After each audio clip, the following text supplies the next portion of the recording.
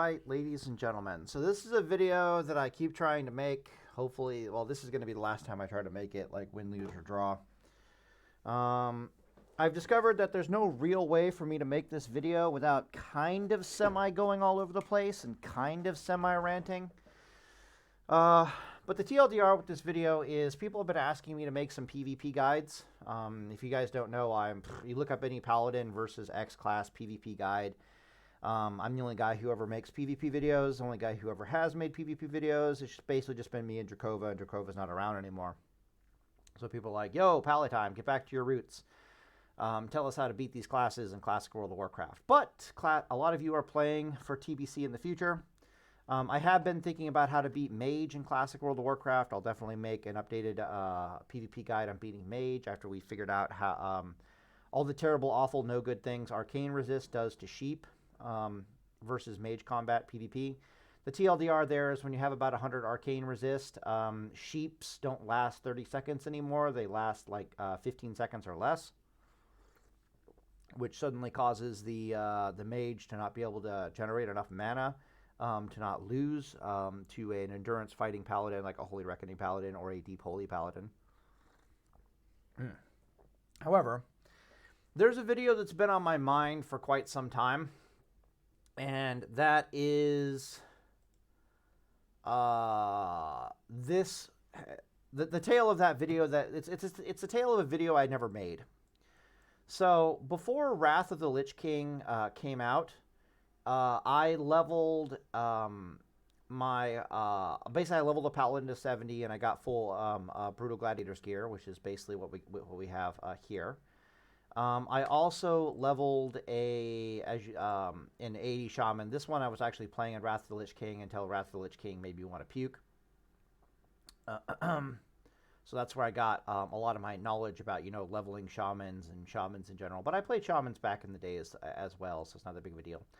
But the video that I never made was my experiences taking my weird Paladin builds into the arena and actually how they played out. So there's a bit of a background story here. Back in the day, I made a bunch of TBC Paladin theory crafting. But then I never actually played TBC because Blizzard did a bunch of stuff that just really pissed me off, and so I basically just boycotted TBC. However, when I came back and I played TBC and I tested out all my weird builds in the arena, what I basically discovered was that when I was paired with a good rogue specifically, my weird Paladin builds ended up shitting on the meta builds at the time. So the really scary meta builds in TBC are double rogue, and the really true terrifying build is Resto Druid Warlock. Westo Druid Warlock had like a 20% win rate versus Pally Rogue. I discovered my weird Paladin builds and Rogue. Some of you might be a little bit familiar with this with your Holy Shock Paladin builds. Holy Shock Rogue absolutely demolishes Druid Warlock, and the main reason for that is because the Rogue jumps on the Druid, and the Druid can't really do anything, right? The Druid basically has to go into bear form until the Warlock can get this Rogue the hell off of them. Can't really run away in travel form because the Druid has sprint. The Rogue has sprint. Even if he could run away for some weird unknown reason, like let's say he pops back into human form and nature swiftness out a cyclone to get the hell away from this stupid Rogue. It's not like the Paladin can't just judge a seal of justice on him, and next thing you know, he's just not going anywhere. But what's worse is that the Warlock can't really get the Rogue off of the Druid. So the Druid has to go bear form in order to not die. And then the Warlock can't really get the Rogue off of the Druid because the Paladin can just cleanse fears. So the Warlock has to basically fear the Paladin. But if the Paladin just trinkets the first fear, then the next fear will only last half duration. It'll last like 6 seconds. Doesn't really hurt the DPS of the Paladin to be running away for 6 seconds because of how long, especially a Holy Shock Paladin, because of how long their Their main sources of damage are Judgment and Holy Shock, and those things are on cooldown when you're running away. The moral of the story here, and I actually have the data here really fast. Oh my god. This is an old PNG I made way back in the day concerning the video that I never made. I actually have all my old PNGs. And it has to do with how much damage can a Holy Shock Paladin or a non-Holy Shock Paladin, I guess these are all Holy Shock Paladins, do within a 15-second DPS window. And the reason why that 50-second DPS window is important is... One sec, let me do something. Amy, shut the hell up! Jesus. Alright, whatever. The reason why that 15-second DPS window is on our radar is because that's pretty much how long a Paladin can DPS on somebody with their bubble, right? You pop bubble, they can't really CC you, or bubble's going to last 12 seconds. It's not like you're popping bubble before you get hit with with some kind of CD, and then once a bubble wears off, it's not like it takes them a second to reapply the CD. So they get about a 15-second window of DPSing on the target. The other notable thing is Cloak of Shadows. Yeah, the Cloak of Shadows, the Rogue ability, 1 minute cooldown. Instantly removes all existing harmful spell effects and increases your chance to resist. Basically, it's not resist, it's more like a miss. To resist all spells by 90% for 15 seconds. Does not remove effects that prevent you from using Cloak of Shadows, so aka like Cyclone or Fear. So the moral of the story here is the Rogue basically also has these like 15-second, damn near like 15 seconds of immunity. You can see that the Cloak of Shadows here says it lasts 5 seconds, but I'm pretty sure there's like an improved Cloak of Shadows talents that increase this thing out to like 10 or 15 seconds. And it's not like they can't prep and use like 2 of them, right? Cloak of Shadows actually lasts a really long time and is one of the big reasons why Double Rogue is so good. It's because it basically acts like bubble for the rogues. When this thing is active, they have like a 95% chance that spells, it says resist, but really it's miss. A 95% chance that the spells are quote-unquote resisted. The reason for this is because in Classic WoW and in TBC, all spells have a 5% chance to miss, and they have a 5% chance to resist on every one, period. Stuns also have a 5% chance to be resisted. So when this thing says it reduces it, effect increases your chance to resist all spells by 90%. You also have to add that additional 5% on top of that. Every spellcaster worth their salt is going to be hit capped. That's not really a problem, but the innate 5% chance to resist any spell in the game is still there, so it's closer to 95%. So what this means is that the Rogue can burst on a Druid no problem for 15 seconds, and nobody can do anything to get them off of them. The Paladin can basically do the exact same thing with Bubble. One second, I need to pause the video. Alright, we're back. Gonna take a drink of water here.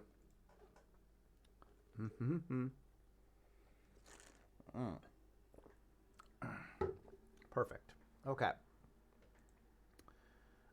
So then the question becomes, how much damage can a Paladin do in a 15-second DPS window? Should we use SOR? Should we Seal of Vengeance? These numbers down here are if the Paladin has like pure spell power gear, so that's why they have the 1300 spell power apparently. And let's find our thingy. Here we go. And this is assuming you've already stacked Vengeance up 5 times before you and your Rogue buddy go for the burst.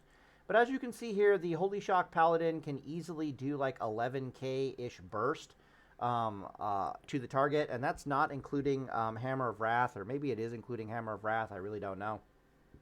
This is 2 Judgments, 3 seconds of auto attacks, and then we have the Holy Shock damages down here. You only get you can get 2 Holy Shocks within a 15-second burst window. Yada yada yada. The moral of the story here is that when the Druid is in bear form, the Rogue can't really do... The Rogue does pretty bad DPS to them, but the bear form doesn't do fuck all to stop the Paladin's DPS. So it's really...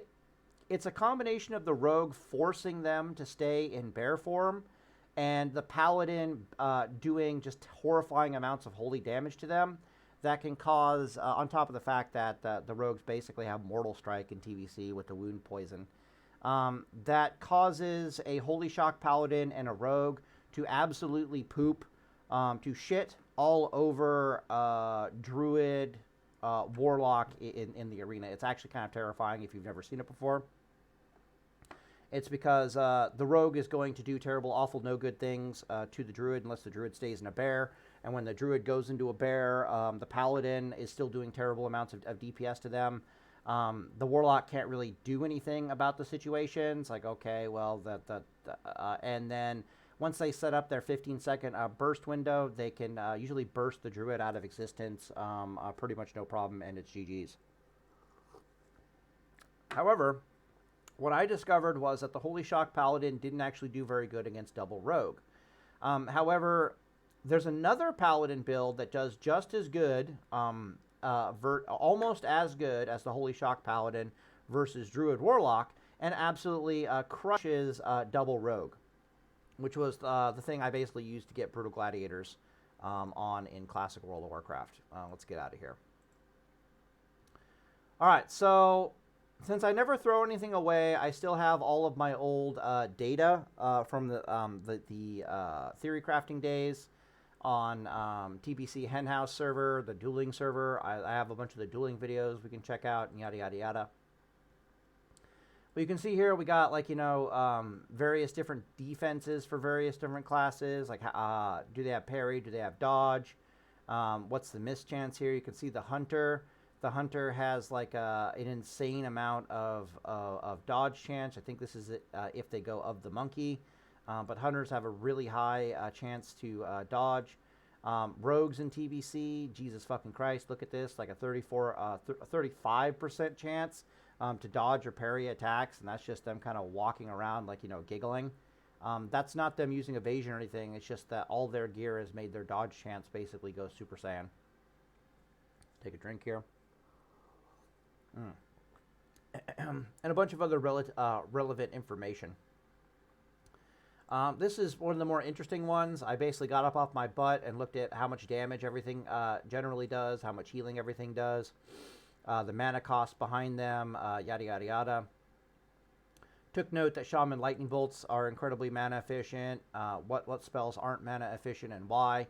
Notes, low crit chance, 8% about, tongues, plus 60% cast time, and then elements is minus 88 to all resistances, or just the resistances that matter.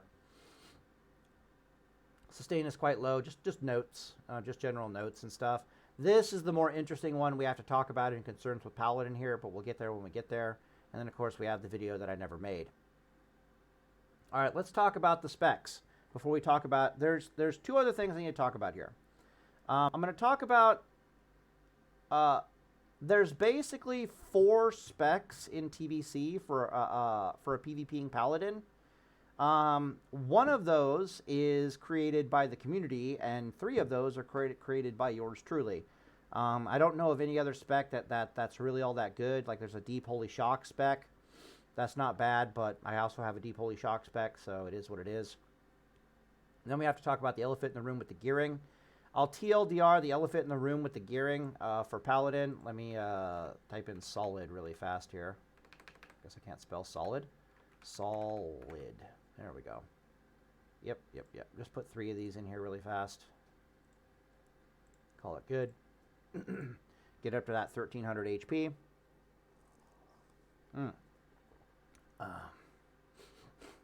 Damn it. Pause video again. Yeah, I'm having to pause the video to blow my nose. I got a little bit of allergies. It is what it is. A little bit of dust or something. Right, so the short version of what's weird about TBC gearing is this. In Classic World of Warcraft, all you need in order to heal yourself as a paladin or to effectively heal others as a paladin is a mana bar. The base healing of your Holy Light is so high and your HP bar comparatively is so low that on top of that, your gear actually does come with some plus healing on it, that all you need to heal to be an effective healer in Classic World of Warcraft for yourself or for others is just a damn mana bar. In TBC, if all you have is just a damn mana bar and you try to heal yourself, you are hilariously ineffective. In TBC, if you have any ambitions to heal yourself or to heal other people, you need to have plus healing gear, otherwise it just doesn't work. I'll go into pedantic detail about why that is. What all of this is here, I'll go back to pedantic detail later. All of this is basically showcasing what spell power does to our gear and why we should downrank and what we should be trying to heal with. It's showing that downranking FOL when you have enough plus healing gear is incredibly mana efficient. Holy Light healing is not very mana efficient, nowhere near as mana efficient when compared to the FOLs.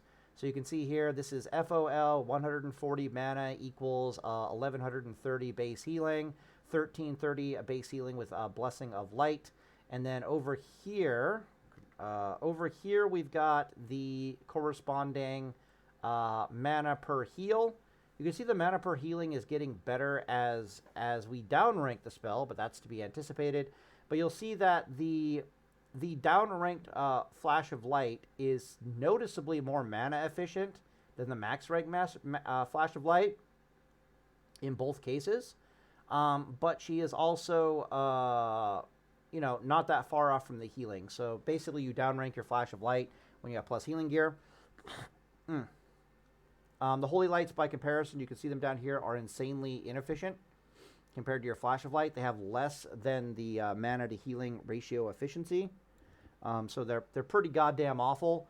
And then 2 Flash of Lights are very close to the amount of healing that you'll get from a big fat Holy Light because of all the spell power basically behind your gear. You can even see I got the blue tip down here where it says Holy Lights are quite mana inefficient. Should be used with FOLs as much as possible. Debatable if you should even use Blessing of Light or some other seal such as Wisdom. That's if you're using just in general, but if you are specifically using Holy Lights. So Holy Lights are really bad. Flashes of Light are really good. But you can't, without putting on enough plus healing gear, you can't even use Flash of Lights. So we'll go into pedantic detail on that in a second. I want to talk about the various talent builds. All right, so we'll go over the various talent builds, and then we'll get back into why the gearing is goofy and the way it is. Damn it.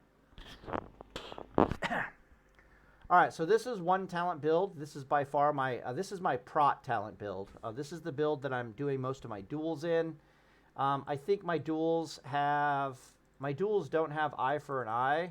They strip out like the 3 points from here, and I think they get like an extra point in improved Holy Shield, and I think they put like a couple extra points in spiritual focus. But I've learned to value eye for an eye a bit more. So that's why the 3 points go over here. That's how my thinking has changed over the years. But a reoccurring theme in all the Paladin builds is going to be we're putting at least 13 points into the Retribution tree, and if we're already that deep into the Retribution tree, we might as well pick up Seal of Command. And if we've already got 14 points in the Retribution tree, we might as well pick up Eye for an Eye.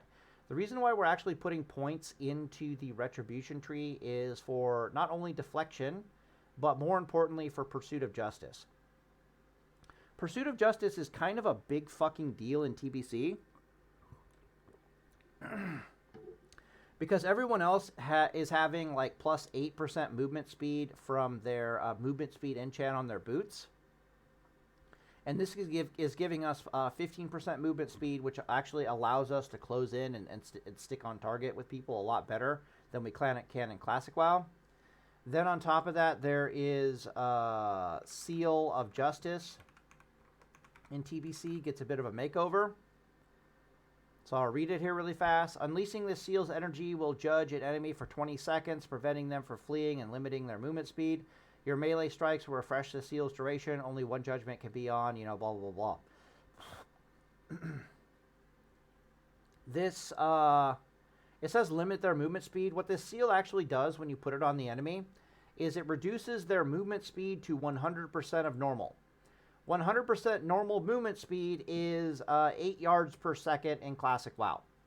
So that druid that goes into travel form and pops, like, you know, speed potions and speed boots, or that rogue that is sprinting around or something crazy like that, you know, moving like, you know, ×2, or that mounted or flying guy or whatever, right? If you slap Seal of Justice on them, they run at normal movement speed. This includes reducing their 8% movement speed from the enchanted boots. So when I have Pursuit of Justice on me, I'm moving 7% faster than most other classes in the game, than the base movement speed of any other class in the game with their enchant on their boots. When I Judge Justice on them, suddenly I'm moving 15% faster than them. And I've learned that this is actually a pretty goddamn big deal. Also, reducing the chance of being hit by spells by 3% is not an insignificant thing either. And then, of course, we get Command for all the goodness of Command, and we get Eye for an Eye, and you can Seal Twist Command with Seal of Blood and Seal of Vengeance and all that stuff, and yada, yada, yada. I haven't talked about seals yet, but we will in a little bit. Oh.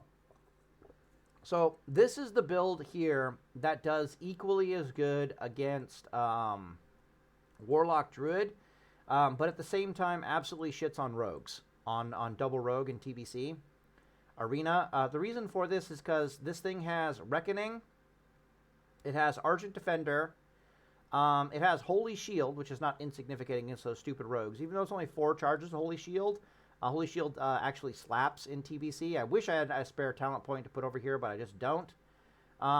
If I'm in this thing doesn't have improved concentration aura. Well, this isn't going to work. Huh. This build doesn't work.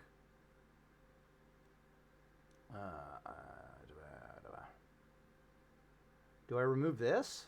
I'm not getting rid of Stoicism. That's not happening. I guess I have to take out Toughness. No, I can't take out Toughness. I've got to put 3 points into Concentration Aura, or I got to sacrifice Eye for an Eye. So the question is, what do I sacrifice? I'm looking at this because I modified this from back in the day from my actual playing experience, and it's not going to work. I need 3 points right here. I could give up the improved Hammer of Justice. Is that going to affect duels all that much? I don't think so, but I don't know. We're not giving up this. Improved Righteous Fury is kind of a really big deal against double rogue. But against mages will just spell steal it off of you. Shamans will just purge this damn thing. Priests will just purge this damn thing off of you. This is useless against a lot of enemies. It's just specifically good against rogue. How interesting. All right, well, I'm stripping this out for the sake of sanity. So put 5 points here, 2 points there, 3 points there. I'm going to put, I guess we don't put 3 points in there anymore. Oh, fuck, I can't strip it out. Look at that. Damn, so I guess I have to give up Hammer of Justice. All right, well, that makes my gearing a bit more interesting. 5 points there, 1 point there, 2 points here, 2 points there, 1 point here, and 5 points there. Okay, cool. So we gave up the Hammer of Justice, which means suddenly I have to go back to my gear, and this is not going to be vengeful anymore. Although we can keep the 10-second cooldown. I guess we'll just leave it as is. Not that big of a deal. All right, but why that's super important for the improved concentration aura is because of how few points I have in spiritual focus. Improved concentration aura will have a 50% pushback immunity. It's also going a little bit Super Saiyan in TBC if you read the damn thing. Increase the effect of your concentration aura by an additional 15%, so 50% spell pushback immunity, and reduce the duration of any silence or interrupt effects used against you or the affected group by an additional 30%. The duration reduction does not stack with other effects. Yeah, so if we're not getting improved concentration aura, we're basically not living. Stoicism is also absolutely fucking insane and like a must-have on any paladin that's coming this deep in the Prot tree. Increase your resistance to stun effects by an additional 10%, so now we have 15% chance to resist stuns, and reduce the chance your spells will be dispelled by an additional 30%. Really, really, really big deal there. On top of that, if you look at the gear, we are using the meta gem that gives us an additional plus 5% stun resistance. So all told, we have like a 20% chance to resist stuns. Rogues and other classes really, really do not like that. I'm sad that I had to give up Hammer of Justice, but, you know, sacrifices must be made. But what really makes this thing work is this. So when the Holy Shock Paladin is trying to burst on somebody using Bubble, to, like, you know, stop being CC'd while they're basically bursting, their auto attack timer is increased by like 100%, right? So it's like, yeah, I have Holy Shock that'll do a lot of damage in that 15-second burst window. I will have Judgments that'll do a lot of damage in that 15-second burst window. But if you look over here, we had 5 auto attacks in a 15-second burst window. What the fuck? That's an insanely low amount of auto attacks, especially for a class that's using like a 1.8 speed spell power one-handed weapon. That's because the bubble is increasing our auto attack. It's doubling our auto attack timer, right? So the Holy Shock Paladin has Holy Shock, and it's got the free crit heal from the free critical damage, free crit for Holy Shock. That's where it's increasing its damage in this theoretical 15-second burst. But where the Prot Paladin makes up for that is in Sacred Duty. Sacred Duty says increase the total stamina by 6%, reduces the cooldown of your Paladin spell or your Divine Shield spell by 60 seconds. So now it's on a 4-minute cooldown, not a 5-minute cooldown. But more importantly, it says, and reduces the attack speed penalty by 100%. So your auto attacks just are normal speed auto attacks while you are effectively bubbled. Pausing video. Yeah, so this thing will get like 10 auto attacks, and you take a drink of water. The other Paladin only gets 5 auto attacks in that 15-second window, and this guy will get like, 10, 11 attacks in that 15-second window. It also has Reckoning, which works different in TBC. Gives you a 10% chance after being hit by any damaging attack that the next 4 weapon swings within 8 seconds will generate an additional attack. So you might be lucky enough to start your burst with a Reckoning charge on you, and it pairs extremely well with Sacred Duty. But really what we're after in this tree, beyond anything in TBC, is Argent Defender. Argent Defender says when you have less than 35% health, all damage taken is reduced by 30%. Argent Defender is an absolutely insane DPS or durability increase to your Paladin. And this is why this is the Paladin that actually poops on a double Rogue. Especially if we're talking about the comp that I had a lot of success with, which was Rogue Paladin. So in Rogue Paladin, when you're fighting double Rogue, they have to open up on you as the Paladin because they can't find the other Rogue, and or the other Rogue is sharking around. It's really difficult for them to CC the other Rogue because of Blessing of Sacrifice. Assuming Blessing of Sacrifice doesn't have like a 10-second duration or something stupid like that. Yeah, she still lasts 30 seconds in TBC. Look at the rank 4. So what Blessing of Sacrifice basically does is they have to sap you, and they have to sap the other Rogue. Sap only lasts like 10 seconds in TBC. Blind only lasts like 10 seconds in TBC. They basically have to... Blessing of Sacrifice basically makes it very, very difficult for the Rogues to CC the crap out of your partner and then burst on you at the same time. The way they get around this is just waiting until Blessing of Sacrifice's cooldown gets long enough that they, like, you haven't cast it, you haven't refreshed it in like a million years, and so they can suddenly burst on you. But at the same time, they're basically being hunted by this stealth rogue all at the same time. So first they had to find the stealth rogue, hope the stealth rogue doesn't find them first. Then when they find the damn stealth rogue, they got to hope that they can get past Blessing of Sacrifice and then burst on the Paladin. The moral of the story is they have a bad time, and they basically just have to try to burst down the Paladin as quickly as possible. Take a drink of water here. But I want to show you how insanely durable this Paladin actually is. So against double rogue, you're actually going to have and make use of your improved Righteous Fury. Mages can spell steal this piece of crap off of you. Druids can purge it off of you. Warlock's pet can dispel this this thing off of you. Hunter's Arcane Shot also has a dispel mechanic, which will remove this thing. What the hell else is there? And Priest can also purge it off of you. So even though there's nothing else to really put my talents in other than like toughness. And in fact, maybe I should put it into toughness, because the toughness bonus will always be there for me no matter what the enemy comp is. But I like taking this for dungeons and stuff, but specifically for double rogue, because it does move the needle a little bit more versus double rogue than putting 3 points into toughness. But you could argue putting the points here or there either way. But let's just talk about this really fast. So this Paladin has almost 13,000 HP. Now, I'm going to go through the math, but the TLDR here is that 2 rogues trying to kill this Paladin is mathematically the same as if it was one rogue trying to burst this Paladin out of existence.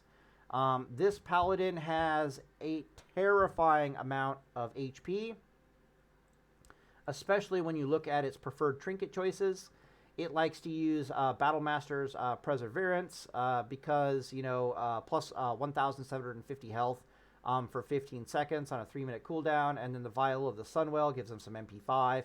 But more importantly, in Arena, you can use it to heal yourself for 2,000 HP.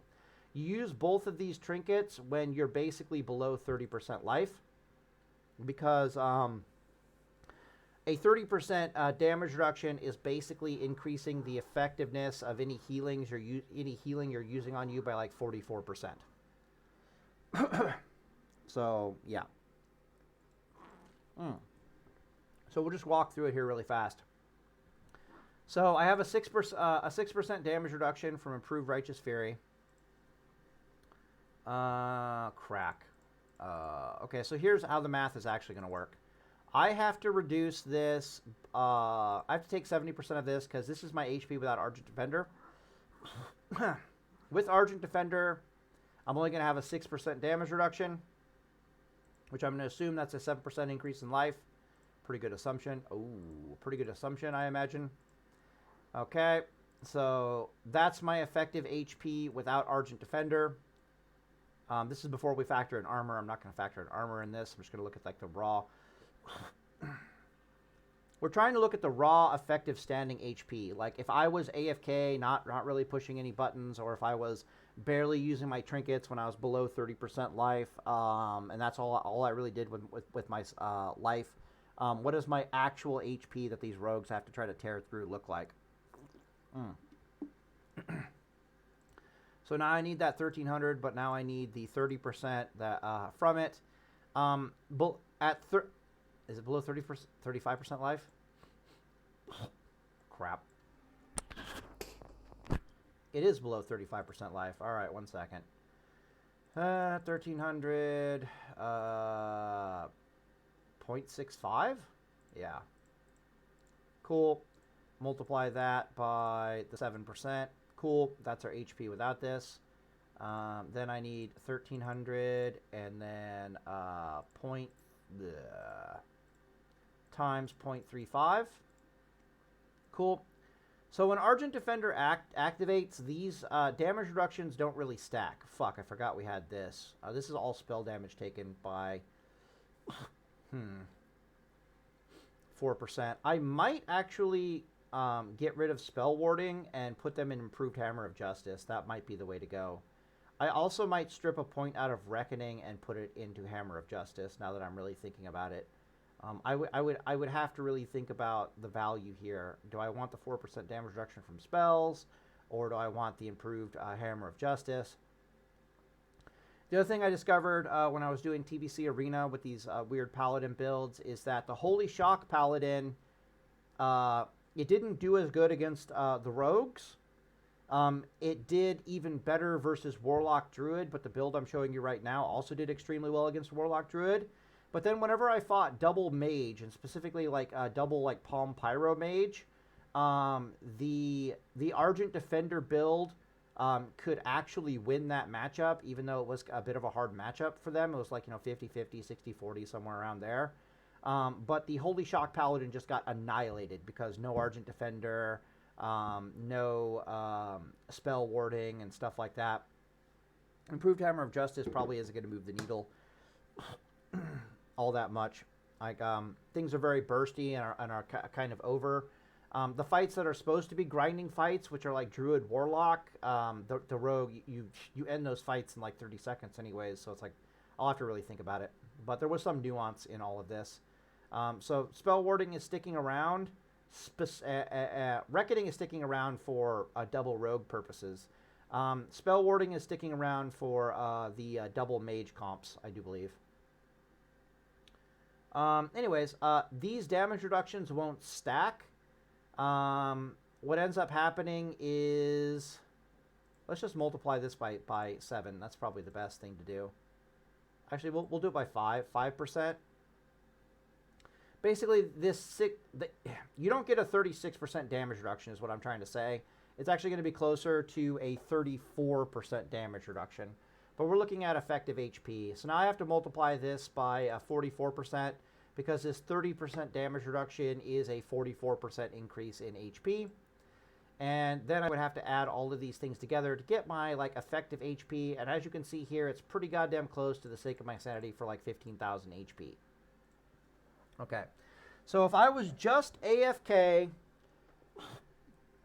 not pushing any buttons whatsoever, and 2 rogues were trying to kill me, they don't have to tear through 13,000 hit points worth of durability. They have to tear through 15,000 HP worth of durability. But let's say I'm an active participant and me not trying to die. When I'm below 30% life, I am going to activate my Battle Master's Perseverance. And when I am 30% life, I am going to activate my Vial of the Sunwell. And if I'm smart, which I am, I'm going to be playing a Dwarf, which means I have my Racial that will remove all poisons. It'll increase my armor by 10% for 8 seconds, and it'll remove all poisons from me for 8 seconds. If I don't do that, and I activate my Vial of the Sunwell, what will end up happening is I will heal. My healing will basically be cut in half, because Wound Poison basically acts like Mortal Strike. Rogues have Wound Poison. So rather than healing for 2,000, I'll heal myself for 1,000. But if I'm... Dwarf is a really good Paladin. It's Dwarf and Blood Elves who are usually considered the top Paladin racials in Arena. Blood Elves have their silence, their 2-second AoE silence, and Dwarves basically just look at rogues and go, come at me, bro.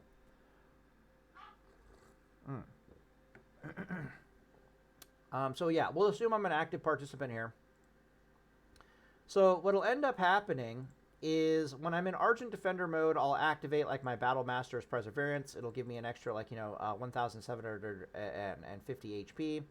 But we have to multiply that by 44 because we are in Argent Defender mode. In fact, it's probably closer to 50% now that I'm thinking about it, because we still have our Righteous Fury up. And that's probably close to 50%. So I'll just increase it by 50% for the sake of my sanity. Okay, cool. So now I have to add 2,625 HP to 17,625. Clear. 17,625. Yeah, that's our HP bar now. So this is now our HP bar. The Sunwell Vial coming in here will also be increased because of Argent Defender by another 50%. So now I have to add another 3,000 HP to this stupid thing.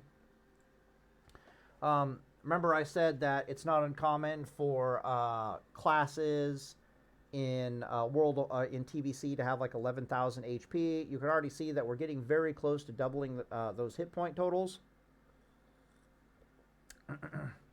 You might think, take Kings and it'll definitely get there. You'll notice we don't have a point in Kings. The reason for this is because we have Blessing of Sanctuary instead. Blessing of Sanctuary reduces incoming damage by like 80, but it's like after armor. But versus rogues who are going to like shred your armor, or warriors are going to shred your armor, it's just really good.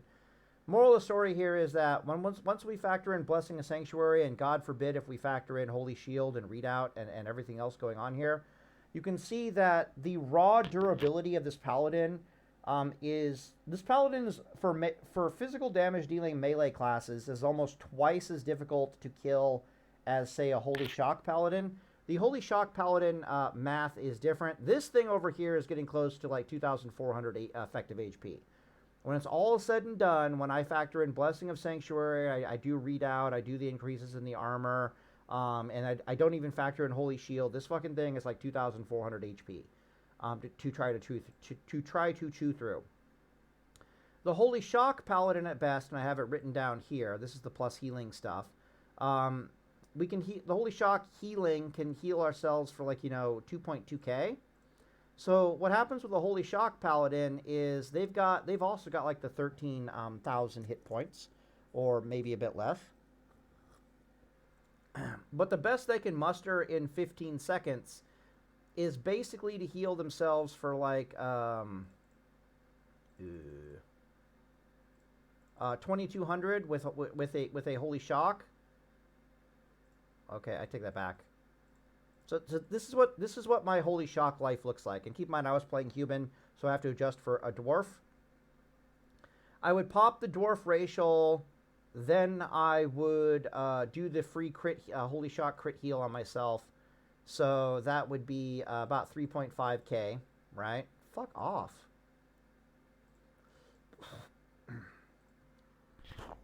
All right, so we got that in. My next Holy Shock, assuming I live that long, assuming I've survived 15 seconds of this nonsense, would be 2.2k, but it would be halved, so it would only be like 1,100. Fuck off.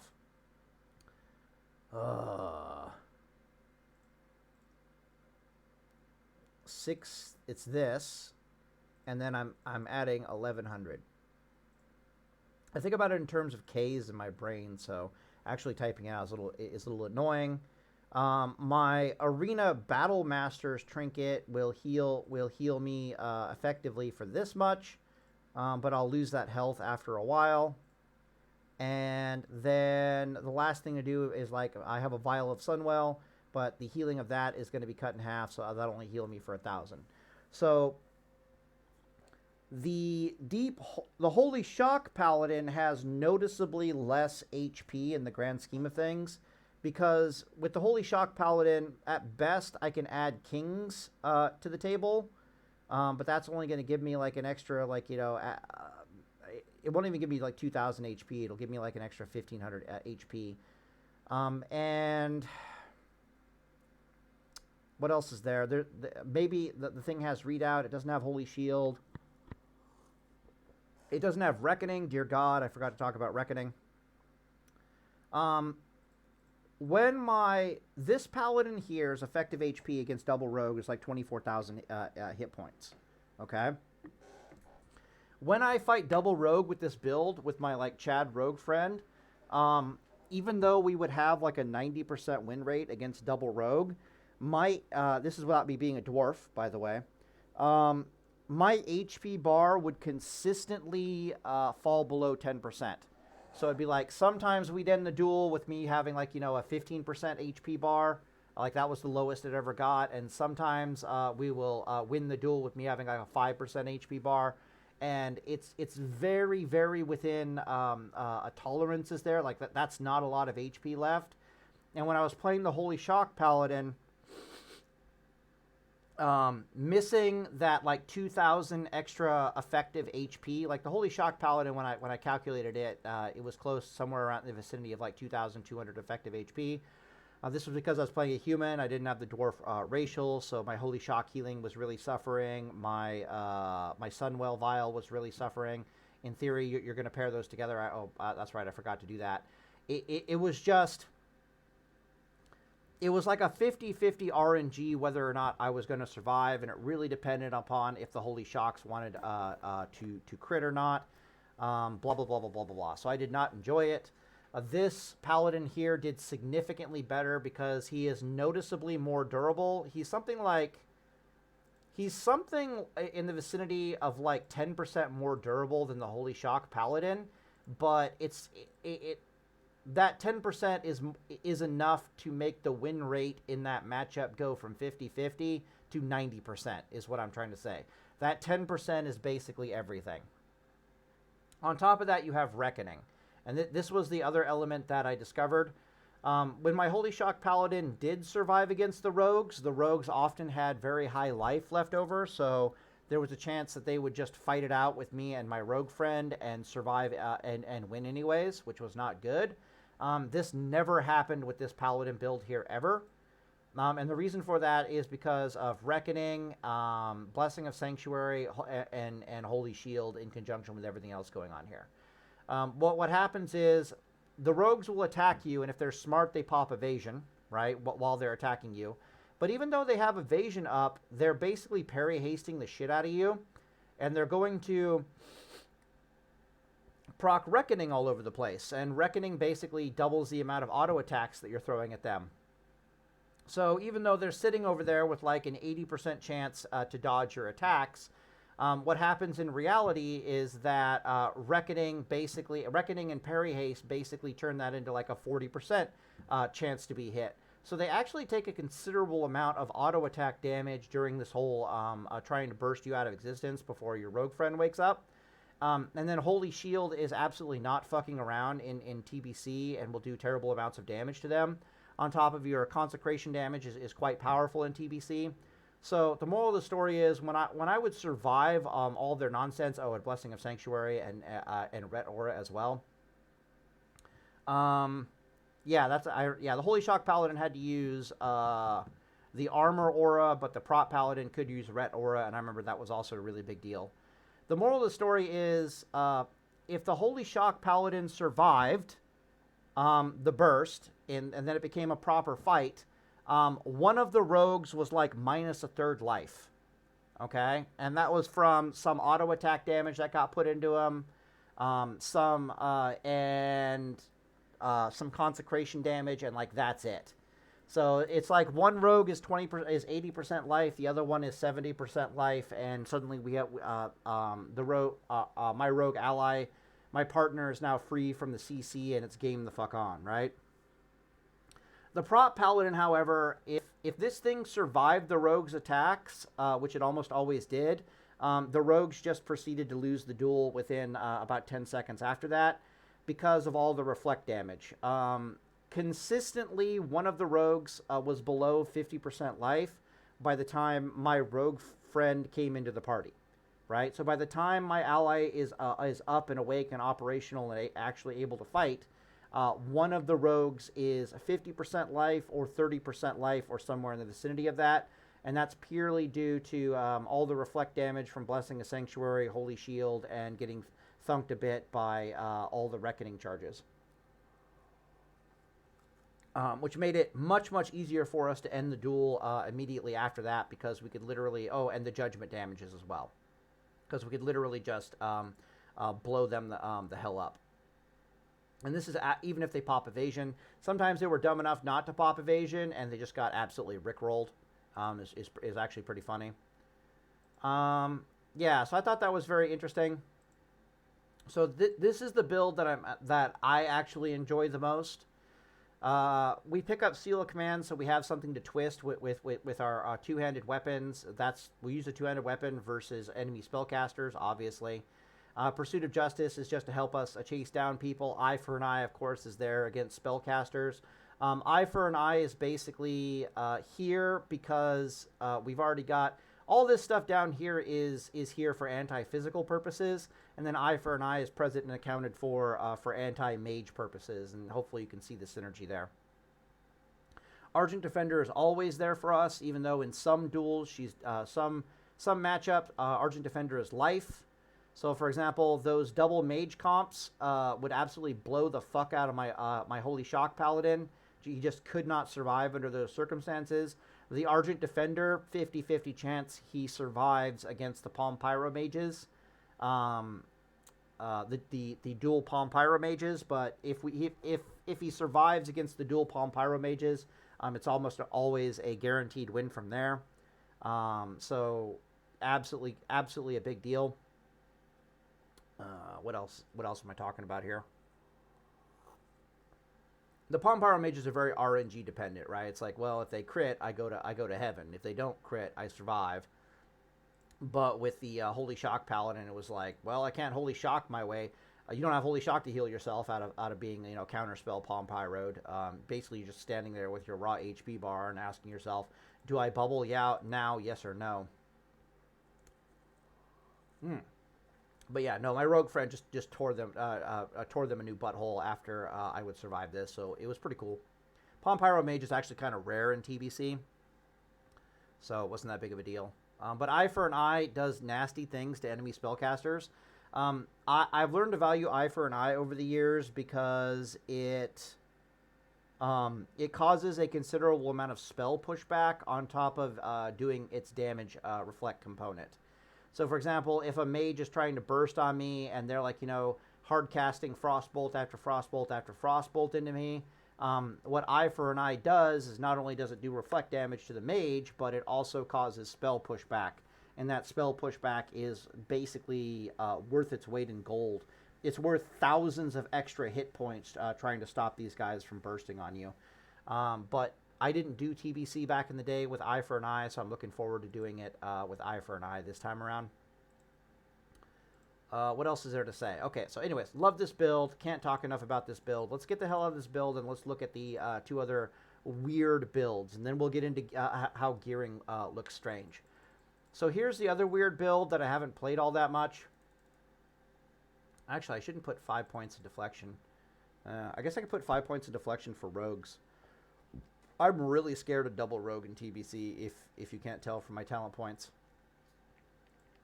1 point there. We'll pick up Eye for an Eye. I think this stuff is good for Arena in particular. Yeah, we like improved Sanctity Aura, if I recall correctly, in this build. I can't remember if we get improved Retribution Aura or not. I think we put 2 points in crit. I can't remember. But I know for a fact we do this. So there is a Paladin build that goes all the way down in the ret tree specifically to pick up Sanctified Judgments, and then they just stop. And I think we strip a point out of deflection and maybe 1 point out of...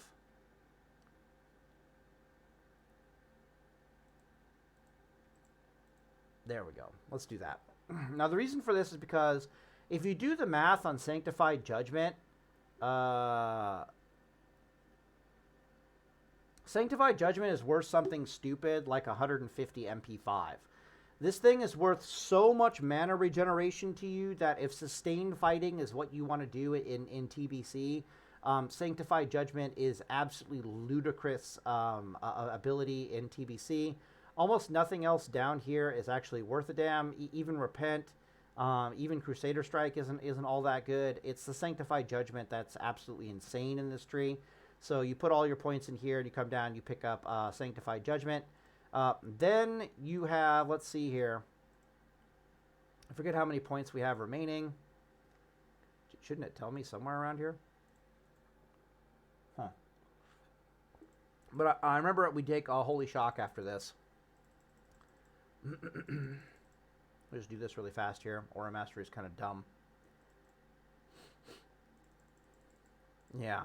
So this is, yep, nope. Pure of Heart, absolutely insane. Definitely picking up Pure of Heart.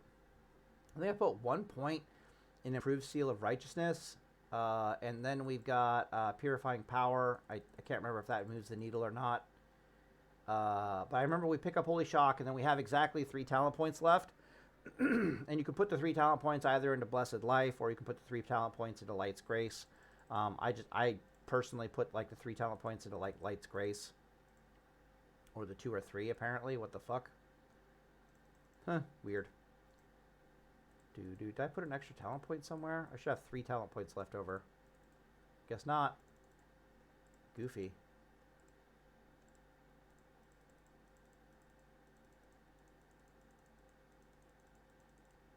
Nope, don't have any spare talent points. Interesting. Alright, whatever. You get the idea. So it's like this Holy Shock Paladin that stays out of the protection tree, but it comes down here and it picks up Sanctified Judgments because of just how insanely mana efficient this piece of shit becomes. This thing is like an endurance fighting war in a can. This thing is terrifying. I love this. So since you have dual spec in TBC, I'll have one paladin that's basically this fucking thing, and I'll have another paladin that is basically this thing over here, right? That we already spent like, goddamn 30 minutes or something stupid like that talking about. But this is like my open world a paladin build that I like to use. Holy Shock is great in the open world. This is like this is an amazing like 1v1 dueling fighting paladin. The protection paladin is designed to survive against double DPS nonsense. This paladin isn't not designed to survive against double DPS nonsense. She is designed for endurance fighting in the extreme. You use your Holy Shock almost exclusively to heal yourself. I will show you why in the gear. So if I scroll over the Ornament set, Vengeful Gladiator set, you're going to be using the 5-set Ornamental on this because of the 4-set bonus. The 4-set bonus here says increase the healing from your Holy Shock spell by 30%. Go back over to the talents. The reason why we like using Holy Shock to heal ourselves in this particular build is because when this thing crits, we gain all the mana back from it, right? That's kind of a big deal. On top of that, Holy Shock, and you can see it over here. Let's go look at this. Holy Shock actually has a better healing spell power ratio behind it than it has a damage spell power ratio behind it. And when you're wearing a bunch of like, plus healing gear, which you'd be wearing if you had the 4-set bonus on this anyways, it just makes it so that I can use Holy Shock to damage my enemy for like, I want to say like 1200. But I can use it to heal myself for like 2,500 or something stupid like that. On top of the fact that when it crits, it gives me all my damn mana back, which is insane. So using it defensively is usually preferable to using it offensively. On top of that, you have the Sanctified Judgments. That's worth just an absolutely ludicrous amount of free spell power. So you kill your enemy by like judging into them quite often. Often you're using Seal of Vengeance with this build. We'll talk about that in a second. That's why we have 2 points in Improved Justice. You'll notice that the Prot build didn't have 2 points in Improved Judgment. It had 5 out of 5 deflection. The reason for that is because we're scared for the rogues, right? We're scared for the rogues, so we're taking 5 points. This thing is going even deeper into the tree here, so it has the points to spare to pick up Improved Judgment. Its primary damage source is auto attacks and judgment damage. Holy Shock is there for damaging purposes, but is primarily used defensively because we've stayed out of the Prot tree. Love this build. Absolutely, absolutely love this build. Love this build 6 ways from Sunday. I do a lot of open world PvP with this thing. I do a lot of duels with this thing. This is the superior duel build in my experience. You can also strip out most of these points and go into the Prot tree. I tried that for a little while. You can see that we can easily get deep enough in the Prot tree to pick up Reckoning. And then we have the 3 talent points that'll go into this realm here. So you can pick up Sacred Duty. It's really good if we go 31 and then whatever the hell into the protection tree. It's not bad. The problem I had with it was I was missing Pursuit of Justice and I was missing Command.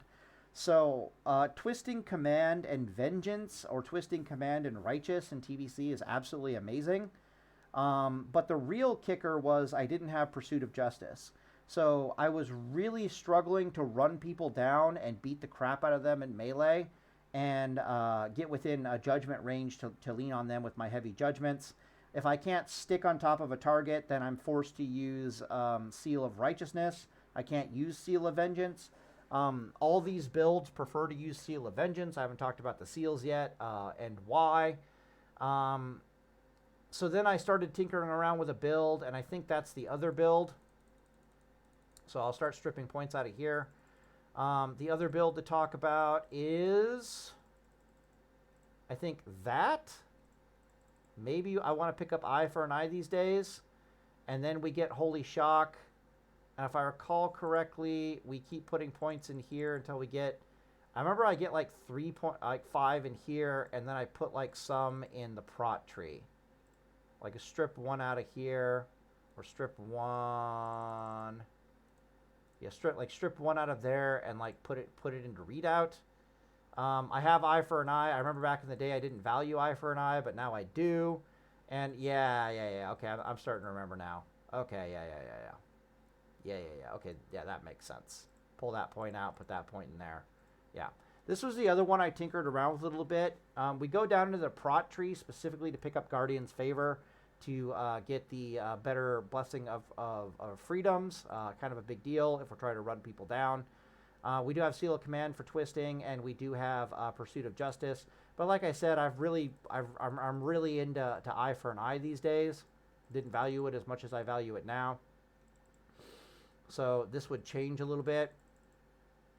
Got like 4 points in readout. I'd probably strip a point out of here and put it into readout. So I tried this as well. This is also a completely viable dueling spec. This is probably even a better dueling spec than the other one, but she doesn't quite have the same horrifying mana efficiency as the other paladin does. But I did plenty of duels in this thing back in the day. Your 5 out of 5 readout specifically for rogues doesn't really move the needle all that much against anything except rogues, but readout is basically life when you're trying to fight rogues. The reason why the other paladin build doesn't give a shit is because it's so insanely mana efficient. It's just like, I don't fucking care. I'll just heal myself and murk you anyways with this stupid thing. On top of that, you know, it's got Sanctity Aura, and it's got Crusade, and it's got everything else here that's absolutely amazing. Okay. Oh, damn.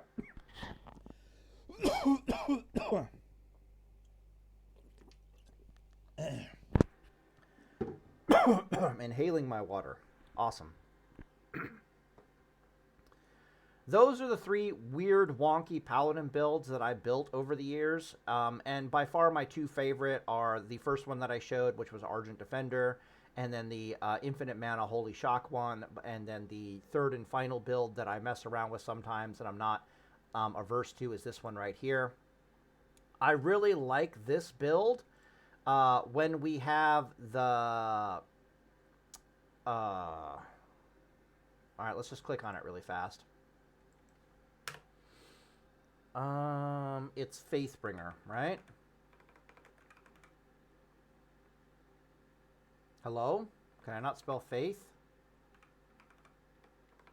How about bringer? Oh, Lightbringer. Okay, cool.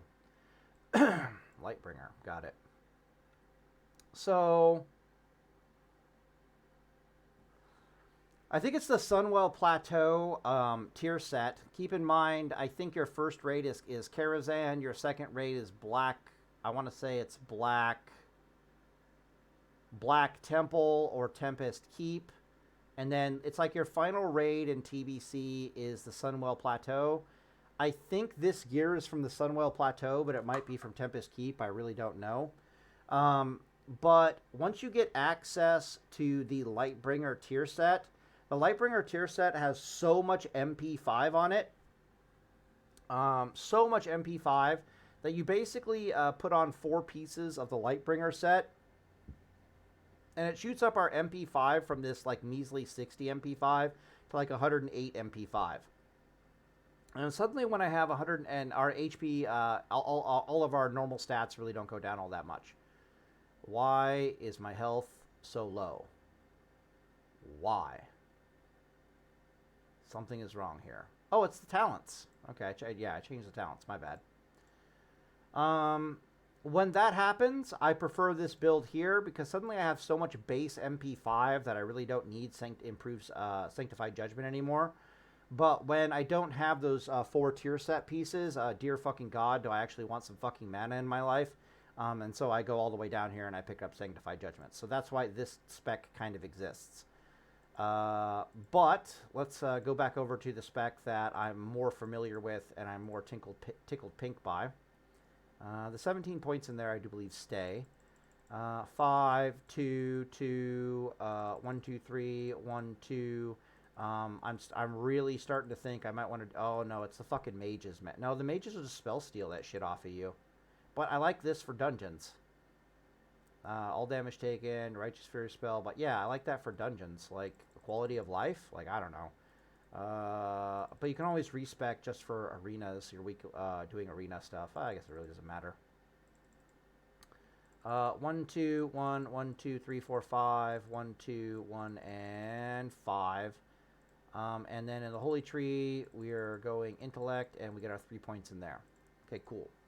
All right, so now we need to talk about gearing and why gearing is weird in TBC. This video is so long, I can't even remember if I talked about Holy Light. I remember I touched on Holy Light being a goofball, but let's just look at the gear really fast here. Let's go Vengeful. Okay. So in Classic World of Warcraft, there isn't really all stats gear. It doesn't really exist in TBC. Instead, you've got... this is ornamental. Instead, you have basically a pure spell power damage gear.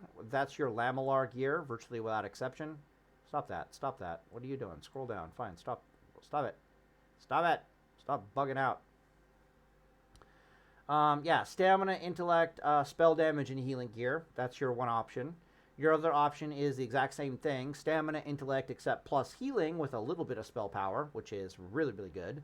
And then your melee DPS option for like your deep ret builds and so forth and so on. They have strength, stamina, and intellect with no plus healing anywhere near in sight. So if I gear up a paladin, like a pure deep retribution paladin with like lots of strength gear, you'll have the mana bar to play for an extended period of time. You'll have the mana bar to do anything you want to do on your paladin. Your mana bar will be quite thick and reasonable, and you'll be quite happy. But dear fucking God, can you not heal anyone to save your life? We're going to showcase that in no uncertain terms. Still going to talk about seals. Okay, this video is going to be like maybe an hour and a half long. What else is there to talk about with TBC? Like I said, there's no way for me to talk about this without kind of ranting. Okay, so in Classic World of Warcraft PvP, Classic World of Warcraft PvP has what's known as a burst meta, but it's an extremely well-designed and well-balanced burst meta in Classic WoW. And what I mean by that is the classes that really focus on being bursty.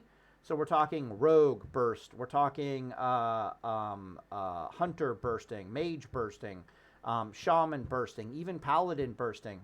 A lot of Druids, yeah, Druids also can burst. Classic World of Warcraft is a very burst-heavy meta, and what that means is that someone can rock up on you and they can stun you for like 3 seconds, and then they can Kamehameha onto you. Put like a really powerful burst combo into you that can 100 to 0 you with a reasonable high % chance. Okay? In Classic WoW, when if you build yourself correctly in Classic WoW for PvP, you hit your HP breakpoints and blah, blah, blah, blah, blah. There is somewhere between a 20 to a 30% chance in Classic WoW that any given burst attempt that is coming your way will just 100-0 you. It'll just kill you outright, right? We'll say it's a 30% chance to kill you outright. What that means statistically, and this is why this is a extremely well-balanced meta in burst meta in TBC, is that it requires your opponent to put multiple bursts into you in like a 1v1 situation in order to mathematically kill you, right? Multiple Kamehas, which gives plenty of time for the back and forth chess game to go back and forth, if that makes any sense. You start factoring in things like Whipperroot tubers, healing potions, and all the trinkets in Classic World of Warcraft, both used offensively and defensively. And the next thing you know, it's like that Kamehameha that should mathematically kill you. Well, you saw the crits coming, and you just clicked Whipperroot tuber, or you clicked healing potion, and suddenly the fights last even longer. It's not going to take them 3 burst attempts to mathematically kill you. It's going to take them 5 or 6 burst attempts to mathematically kill you. And so that's how Classic WoW is. It's both a burst meta, but it's an extremely well-designed burst meta. The bursts are lethal enough that people want, that bursting is worthwhile in Classic WoW, but the bursts are not lethal enough that they're overpowered and oppressive and there's not other options in the game. TBC is a complete, however, if you don't have enough HP on your gear, yeah, you're going to be living in a world where you think PvP sucks in Classic because you're getting bursted out of existence. Every time you get bursted on, there's a 50% chance you die. That's you literally just not having enough HP. TBC is a completely different meta. Drink of water. TBC is a meta designed for 2v2. So, TBC has a PvP meta that is best known as a chip burst damage meta. Or at least I call it chip burst damage meta. So, in TBC, bursting classes can range from doing anywhere between 6,000 HP damage to a target. No, I take it back. Between 7,000 and 8,000 damage in a burst. Okay, you follow me on this? So, but then most classes in the game have between like 11,000 to 13,000 HP. The average amount of HP people have is like 11,000 in TBC. But if you actually look at their effective HP, they've got closer to like 13,000 once you factor in like, you know, talents and damage reductions and bubble shields and all that stupid crap. So about 13,000 HP. In a world where people can only burst for like 8,000 at most. What this means is they have to DPS on you for a while until they can drop your HP bar down low enough, somewhere around 60 to 70%. And only then can they burst on you and potentially kill you, right? Whereas in Classic WoW, they're coming at you when you're full life, and they've got like a 30% chance to kill you in any given burst from full life. In TBC, no class in the entire game can burst somebody down from full life. It just doesn't happen. So they're required to chip away at your HP bar for a bit and then at the same time hold their burst in reserve and try to burst on you once you get low life. Take a drink here. Because this is a different kind of PvP meta, base healing follows a different mentality as well. And I'm about to show that really fast. So let's look at Classic WoW gearing here really fast. So this is a very reasonable, very mid-game gearing for a Classic World of Warcraft. Same as over here is a very reasonable, very mid-gear gearing for TBC. Vengeance Gladiator gear, like that's like BWL gear in Classic World of Warcraft, and this is like rank 14 gear and stuff from Molten Core and BWL here. So these are the exact same time periods in the game, Classic World of Warcraft and TBC. All right, you can see that our Paladin here has, like, you know, 5,600 HP, somewhere around there. A lot of this is coming from his Might of the Fortitude buff, which is a Naxxramas buff. I'll just remove that really fast. But I'll have to replace that with the plus healing. Yep, probably the plus healing enchant instead. You can see that this Paladin has, like, you know, 4,400-ish HP.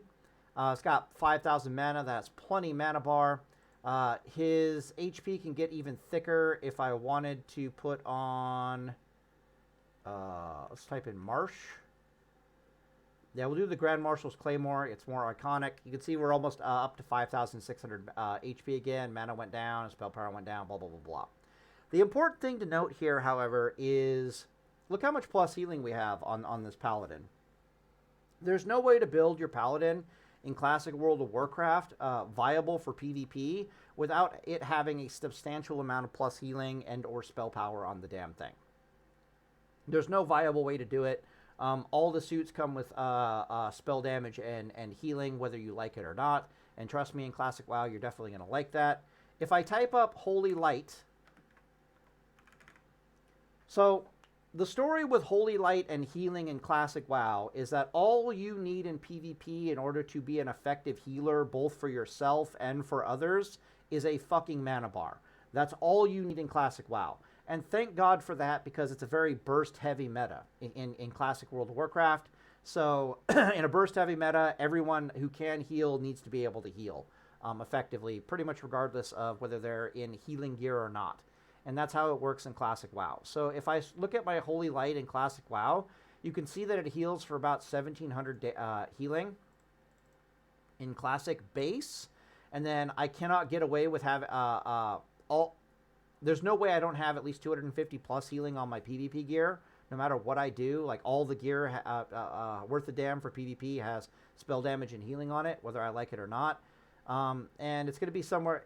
It's going to make my Holy Lights do an average of about 2,000 healing, whether I'm in healing gear or not, in Classic WoW.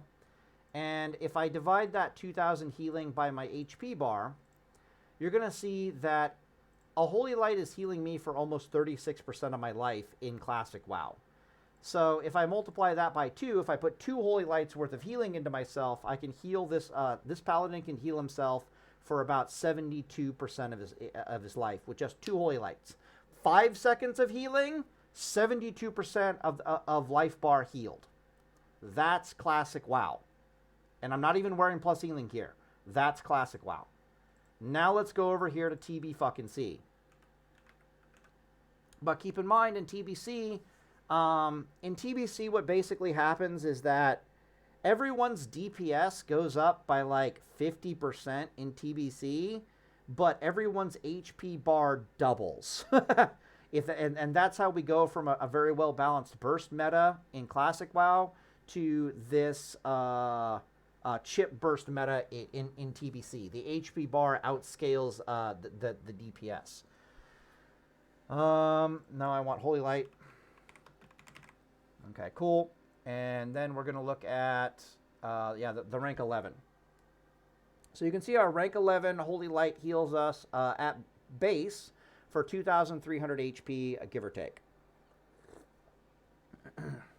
But you'll notice there is no plus healing gear. You can gear your Paladin in such a way that you have no plus healing gear, right? And if we do that, this is what happens. So you might be a Paladin running around with 12,000 effective hit points. In TBC, you're like a very ret heavy build. If I could literally swap it over really fast here if we wanted to. So I'll just swap all this to scale, and we'll scale mail, and we'll see what the hell's going on here. Scale, more scale. This would change to something else. These would change to something else. Yada yada yada. You could see that I have almost every single gem slot, regardless of what the socket bonus is. I put in 15 stamina gems, and even then, I'm barely getting over the 11,000 HP mark. If I swap these rings out to more deep ret focused DPS rings, they would be I'd go up in HP. But you can see I have a weapon here that has literally 53 stamina on it, no other stats on it whatsoever, but it comes with 3 sockets, and I've decided to put 45 stamina into the sockets.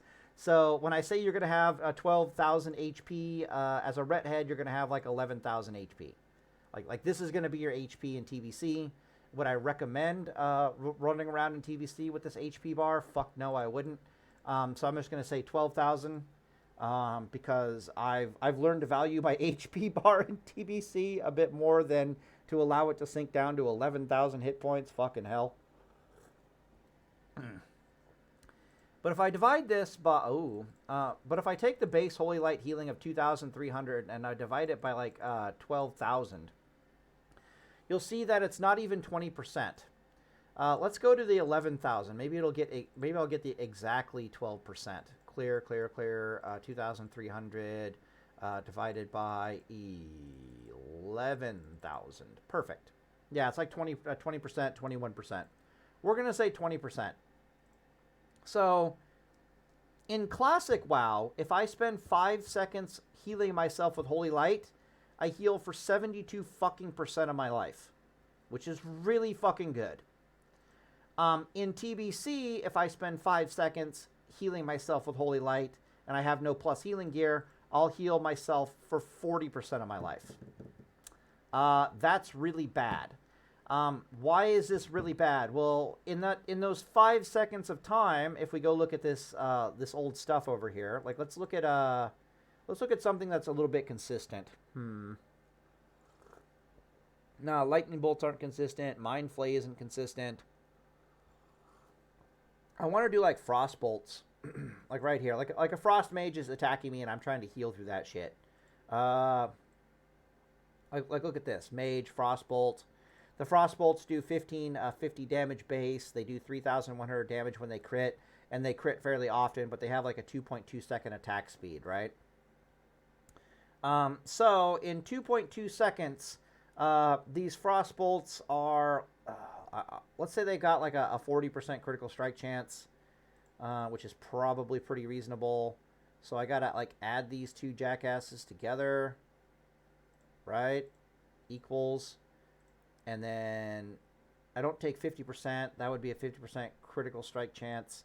I take 40% of that to represent a 40% critical strike chance. I don't know. It's going to be closer to 2,000. I already know that. So this mage is casting frost bolts every 2.2 seconds, and these frost bolts are doing like an average of 2,000 damage to me every 2.2 seconds. Crack. Divided by that. I'm just going to say 22. Yeah. And then I'm going to multiply that by 25. Cool. I divided it by 22 because it's, I wanted, that's how many 0.1 seconds are here. There's 22.1 seconds. And then I multiplied it by 25 to get 2.5 seconds worth of casting DPS. So this fucking Frost Mage is doing almost 2,300 damage to me every 2.5 seconds of spell casting, which is exactly how much I'm healing with my fucking Holy Lights. You will learn very, very fucking quickly in TBC that if you have no plus healing on your gear, healing is borderline a waste of your existence, because you'll be healing for X amount of HPS, and the enemy will be doing almost the same amount of DPS for you. All you're doing is wasting your mana. You're accomplishing nothing by healing yourself. It is absolutely terrible. Basically, it means if you don't have plus healing gear, healing for you is just not really an option in TBC. There are a handful of exceptions to this. So if you're in arena and you're doing 3s, or if you're in arena and doing 2s, sometimes it's not a bad idea for you to stop as the rep paladin and start healing, even though your healing is kind of sad and pathetic and does not do anything to overcome the enemy's DPS. The only reason it's even remotely good is because it's supplemental healing to your other healer in like 3s or in 1s, right? Like, oh, that your healer is CC'd, but you're not CC'd. Let's just do some healing. In 3s, it's like, you know, holy crap, there's a lot of damage flying around. I think I'll stop DPSing here for a second and start healing a little bit as the Retribution Paladin. So the healing is not completely useless, but in 1v1 fights or from a raw DPS perspective, dear fucking God, is your healing bad. So if we're talking duels, healing yourself is just borderline useless. If we're talking team fights, it's not the worst idea in the world for you to heal as a deep rep paladin, but your heals are noticeably sad and pathetic.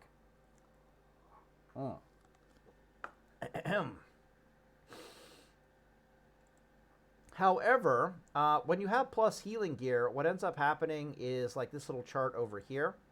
So this chart over here tells a tale in TBC about what plus healing gear really does for you in TBC. So if I want to build a paladin that can both be offensively viable, and at the same time can heal himself and others, I do not have a choice but to wear plus healing gear in TBC, or at the very least to wear the spell power gear with plus healing on it, right? The Lamellar set gear.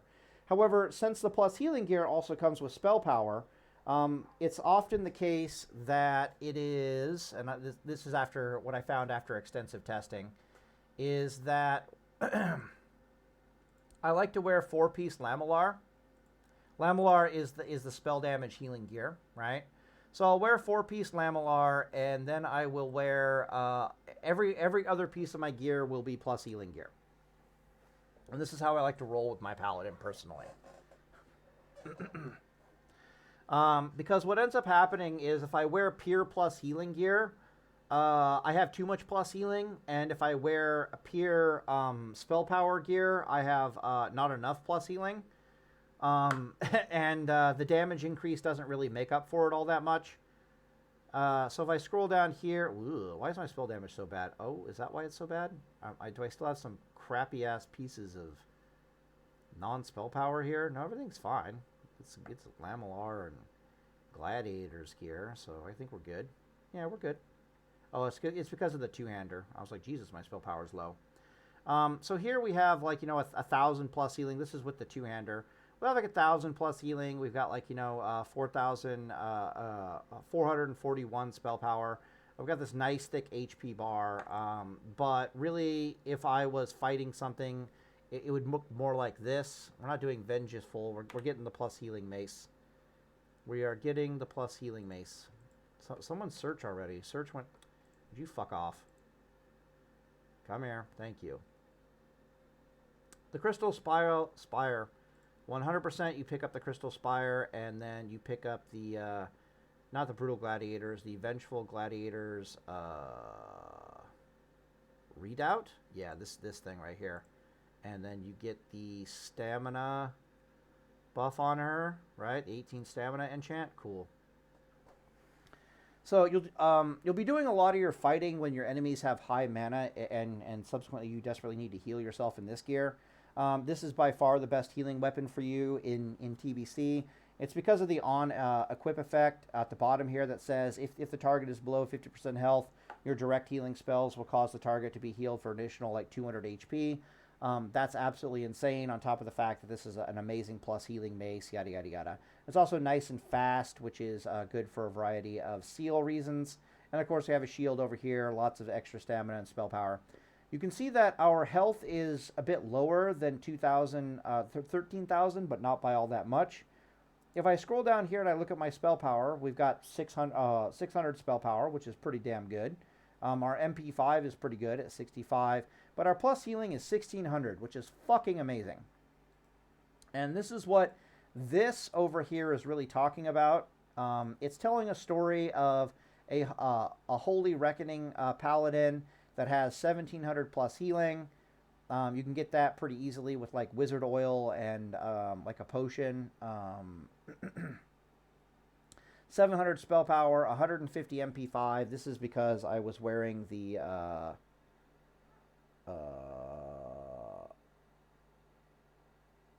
I call it Faithbringers, but I think it's Lightbringers. The Lightbringers gear at the time. That's how and I had like an MP5 potion or something, so tons of MP5 in that build, but only 11k HP. What I discovered in TBC, due to the chip burst damage meta, and I cannot stress this enough, is that there was a relationship between how much HP, the maximum amount of HP that I could maintain on my Paladin at a time, and how much plus healing I had on my gear. So, for example, I originally built my Paladin so he had, like, 14,000 hit points. But he had relatively low plus healing on his gear by comparison. And what I discovered was that during the course of combat, I could never keep my HP bar up above 11k. And the reason for that was because I could only heal... In combat, you can only, you only have enough time to do, 2 Holy Lights, and then you got to press W at something. That's the best healing you could do. You can do 3 Flash of Lights or 4 Flash of Lights, and then you have to press W. Or you can do 2 Flash of Lights and 1 Holy Light, and then you have to press W.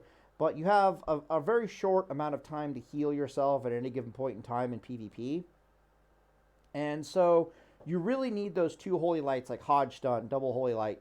You really need those 2 holy lights to top off your HP bar as much as possible. Otherwise, all that extra HP was wasted. So when I had the 14,000 hit points, I just could not. The 14,000, the extra 3,000 hit points on my 4,000. Fuck. When I had 14,000 hit points, I could not keep my HP bar up. I could not heal myself higher than 11k during the course of combat. And so subsequently, that extra 3,000 HP was just completely wasted. And keep in mind, you're during the course of the fighting, and keep in mind you exist in a chip burst damage meta, right? So the enemy's like chipping away at your HP bar, chipping away at your HP bar, and then they're looking to burst you out of existence.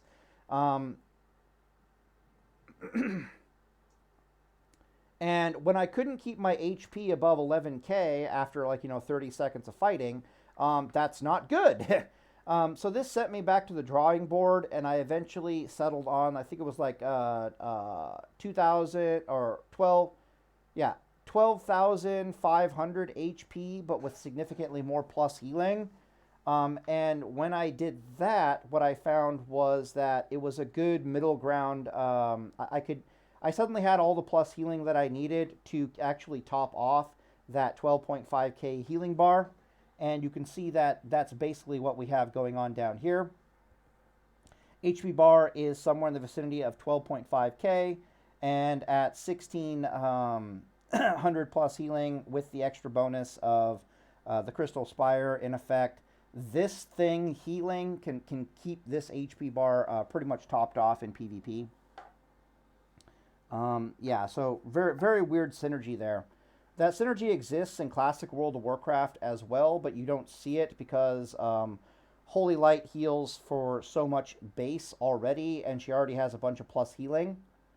There's already a bunch of plus healing on your gear, and so it just works out perfectly fine. So, for example, let's look at this again. What this is basically telling us is this. Like, this is me looking at all the different ranks of my Flash of Lights and how mana efficient they are. And this is me looking at Holy Light by comparison. Yeah. So, for example, this one right here says HOL, 660 mana, whatever rank that is. I think this is your classic World of Warcraft max rank, Holy Light. Heals me with this spell power ratio for 2,900 base. Because in classic WoW, I think Holy Light has like a 100% mana efficiency ratio behind it. But in TBC, they've only got like a 2/3 mana efficiency ratio behind it. I could be wrong about that. That's why this thing isn't as high as you think it would be. And then that 3,500 Holy Light heal with this down rank is with Blessing of Light. And then as you can see over here, we're looking, this is like how efficient is this spell. Like mana per heal, MPH. So this Holy Light here is, or my Holy Lights in general, are somewhere in the vicinity of like 4 mana per healing. And you'll notice that the Flash of Lights are incredibly mana efficient by comparison. And they're even somewhat competitive in how much they heal, for example. So this max rank Holy Light will heal me for 3,500. And this max rank Flash of Light will heal me for 1,250. But if I do 1,250 times 2, which is like, 3 seconds of healing, it's like, 3,500 healing from a Holy Light or 2,500 healing from the Flash of Light. On top of the fact that the Flash of Lights get plus 200 healing assigned to them with our healing mace when I'm below 50%. But the tail of the tape here basically is that, and it says it right down here, right? Holy Lights are quite mana inefficient, should be used with FOLs as much as possible. So FOL, Flash of Light, is your primary source of healing in TBC. Debatable, and that's debatable whether you should do this or blah, blah, blah, or downrank or not. But what plus healing gear allows you to do...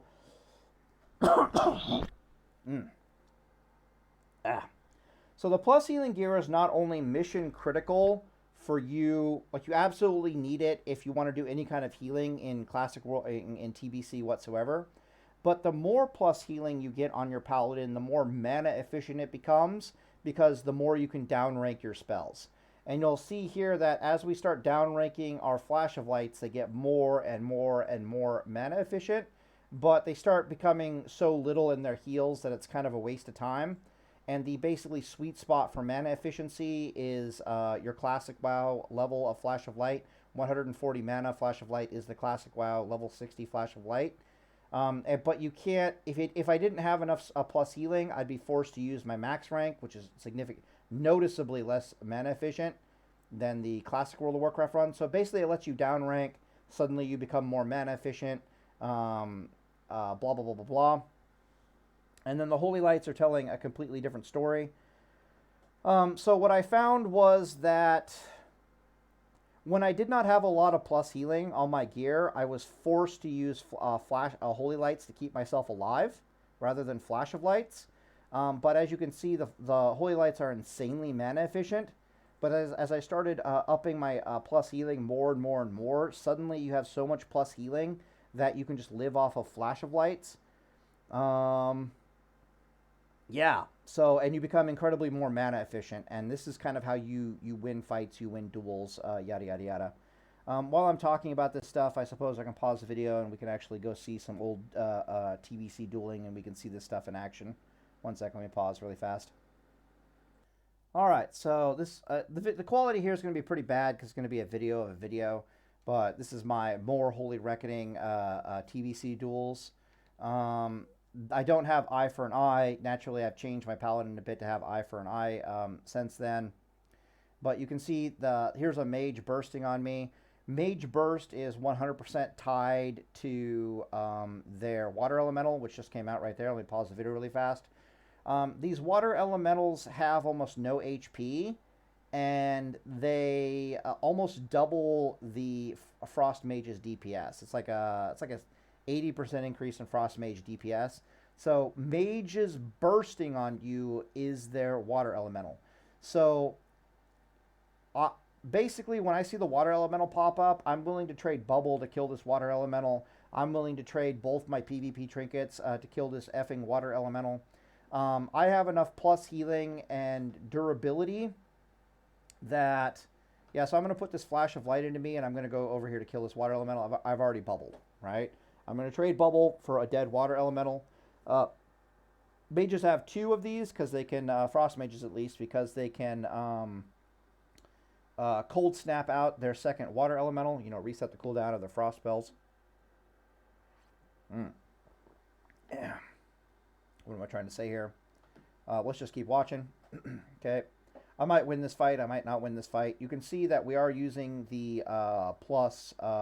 this is the Spell Power weapon, or the plus healing weapon. I should have switched over to the spell damage one-hander, but, you know, it is what it is. So he cold snaps out his other Frost Elemental, since I've already used Bubble. Now I'm going to trade both my PvP trinkets, they're right down here, to kill this other Frost Elemental. Based upon RNG, we may live, we may die here. I really should stun this Water Elemental. Why the fuck? Thank God. Jesus, fuck. Yeah, okay, yeah. We successfully killed him. Okay, so now here's where things get fun. So now it's my mana bar and my mana efficiency versus the Mage's mana bar and his DPS efficiency, right? You're going to watch me out-heal this Mage, no fucking problem. You're going to watch me out mana efficiency this Mage, no fucking problem. This Mage is dead, is what I'm trying to say. But because I have successfully survived the burst, you see I used both my fucking trinkets to survive the burst.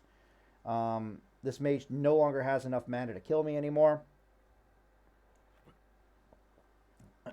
There's the 2 Holy Lights, which is all the time you really have before you got to press W.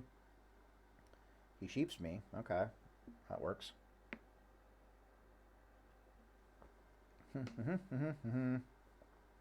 So what I said before is you're using a plus healing weapon when the enemy is high mana.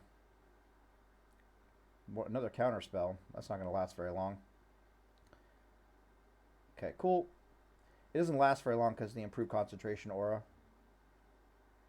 A shatter combo is probably going to hurt. That Frostbolt should have crit. But we're just flashing a light ourselves to keep the mana efficiency high. When I drop to below 50% life, or I'm a little scared, I go Frostbolt. That pushback was a little bit unlucky. Holy crap. Based upon the fact that I have concentration aura, why don't I have Eye for an Eye? I'm so confused. You see that? Did you see that? Because you guys saw that spell pushback, right? Like right here. Blink. How do I have concentration aura and I don't have... That is so weird. I must... God, what was I thinking back in the day? Not having Eye for an Eye. So I must not have these points here. And I must have done something else with these 3 points. I know I put one at least into Improved Holy Shield. I probably put one over here to get like a 95% pushback immunity. No, that gives me 100% spell pushback, doesn't it? Is it 4? Is it 5? What's going on here? Huh. So there's no way I must have 3 points, otherwise I would not suffer that spell pushback. I literally have 2 talent points left that I have no fucking idea what to do with.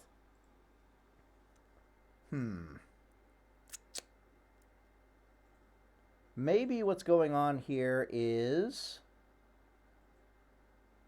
probably something like this. Or maybe it's like this. God, I was stupid back in the day. Holy fuck, don't do that. Don't be me in the past. I should have Eye for an Eye is what I'm trying to say here. God damn, this is terrible. If you can imagine how bad this would be for the Mage if I had Eye for an Eye right now, because he's trying to burst on me, and my Eye for an Eye would be causing not only tons of damage to him, but lots of spell pushback. Which means I don't really need all this plus healing to fight them. But since I don't have any of this, it is what it is.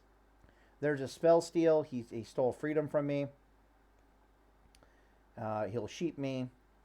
I'm low mana. He's low mana. Okay, he mana potted. Got it. We'll just speed this up. Yeah, he quits the duel because he knows what's about to happen.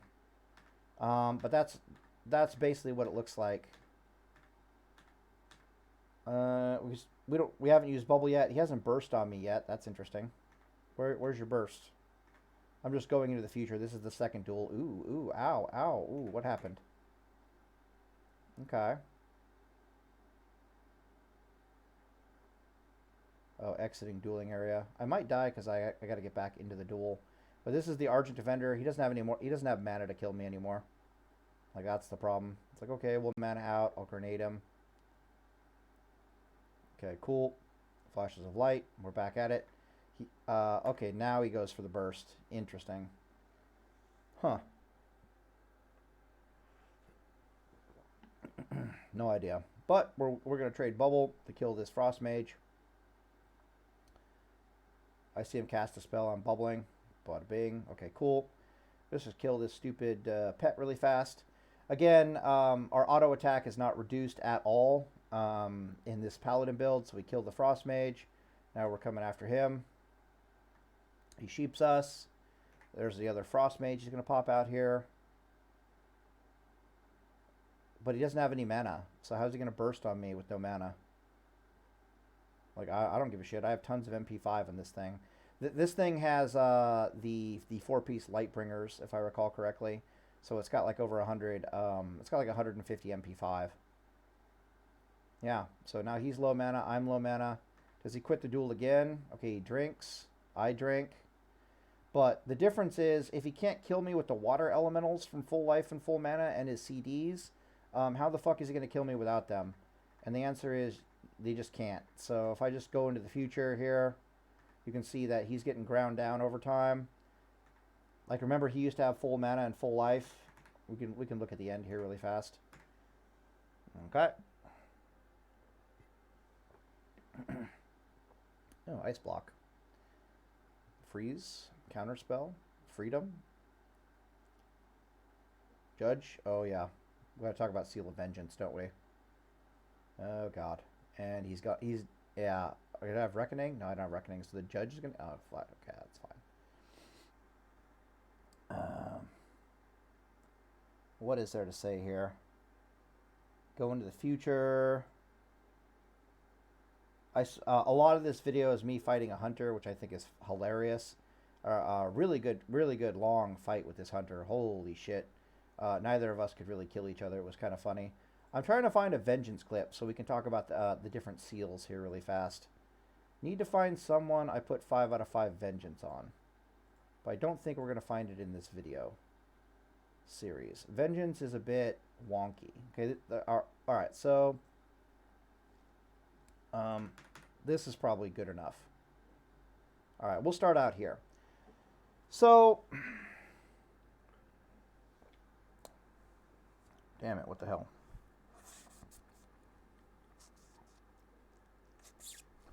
Let's talk about seals here really fast in TBC, because your seal life is a little bit different in TBC than it is in Classic WoW. So, in Classic World of Warcraft, your Seal of Righteousness has a massive spell power ratio behind it. It's like 20% for one-handers, and it's 25% for two-handers. In TBC, your Seal of Righteousness only has like a 10% spell power ratio behind it.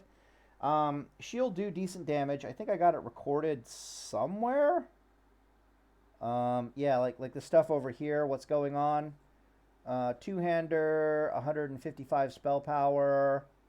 That's a two-hander, one-hander, 157 spell power. Let's look at this one, right? So this is saying that my Judgments of Righteousness will hit for 650. My Seal of Vengeance Judgment, when it's 5 out of 5, will hit for 844. It'll do 250 SOV Seal of Vengeance tick damage. SOV attack, 5 out of 5, 80% chance. Okay. That's a lot of weird info. I'll explain. So first, let's see Seal of Vengeance in action before I talk about Seal of Vengeance versus Seal of Justice. Now, what happens when I duel this hunter is, at first he starts off by not respecting Seal of Vengeance, but then eventually he plays in such a way that I can no longer use Seal of Vengeance and I have to use Seal of Righteousness. So I haven't judged yet. I'm waiting for the judgment. I'm going to judge on this thing or what? Alright, so I have 5 stacks. Now I should judge. Okay, there was a good example. Judge your fucking seal, you piece of shit.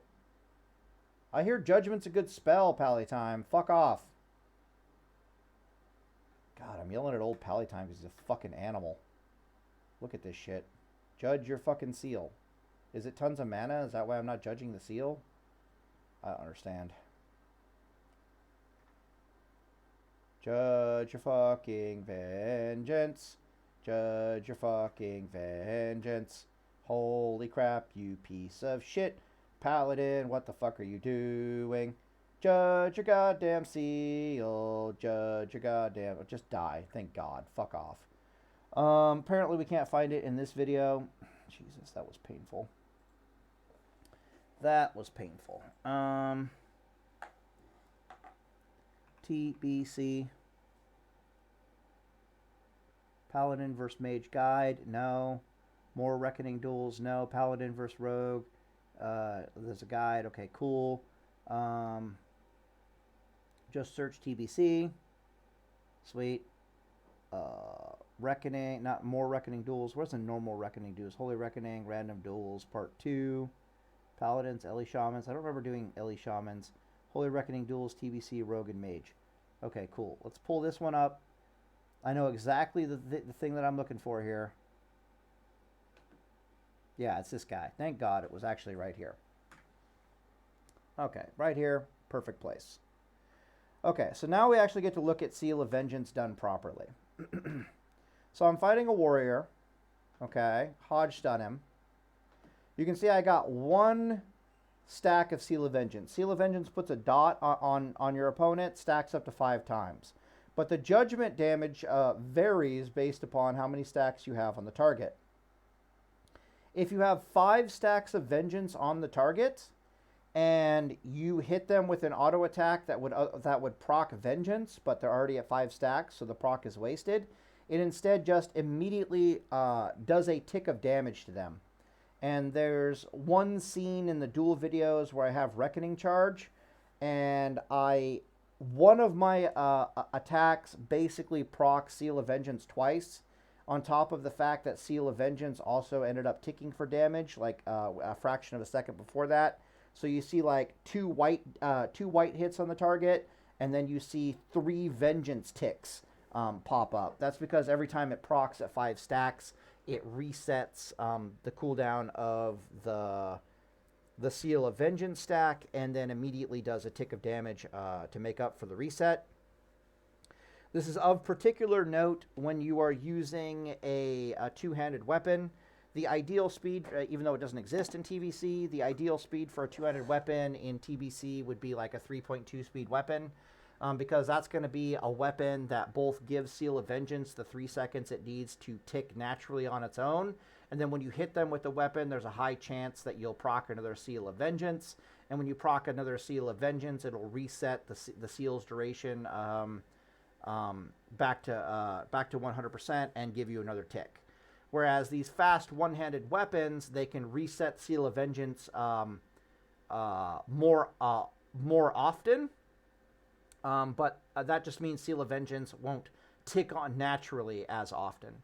So Seal of Vengeance is basically PPM. I want to say it's about 1 proc every 6 seconds of swing time.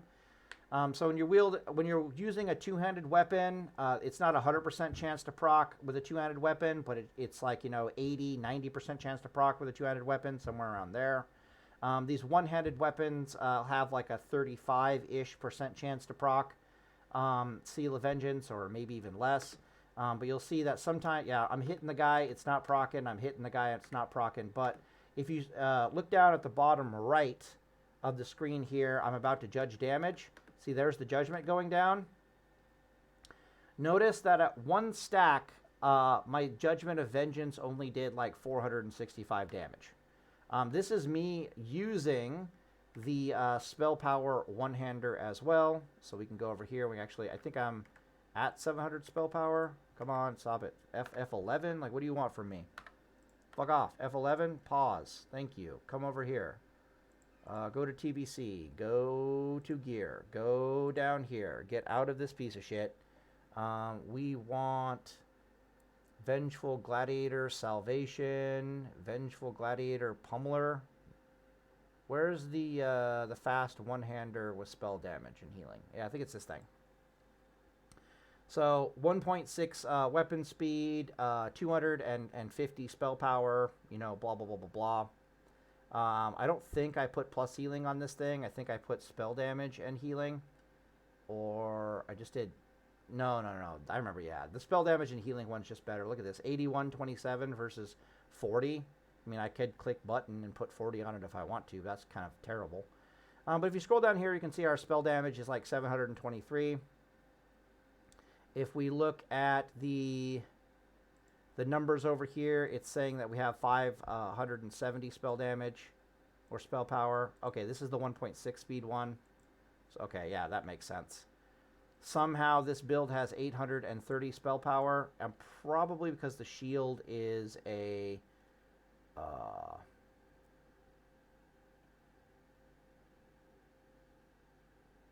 yeah, is it this shield? I'm trying to get up to the 800 spell power. Maybe there's a wizard oiled in this thing or something. Yeah, that makes sense. But the math over here is trying to say that my SOR judgments should be 840 base, and then it's going to be 956 judgment at 55, 290 SOV ticks. Some of this math is going to be off, and I find it fascinating in this clip. So let's go back to the clip. So oh, that's the wrong clip. Boom. 1 stack of judgment was terrible, right?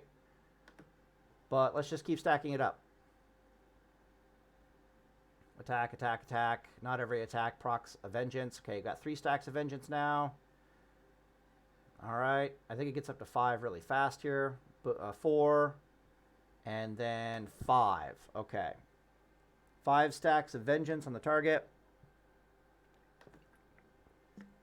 It's ticking on our...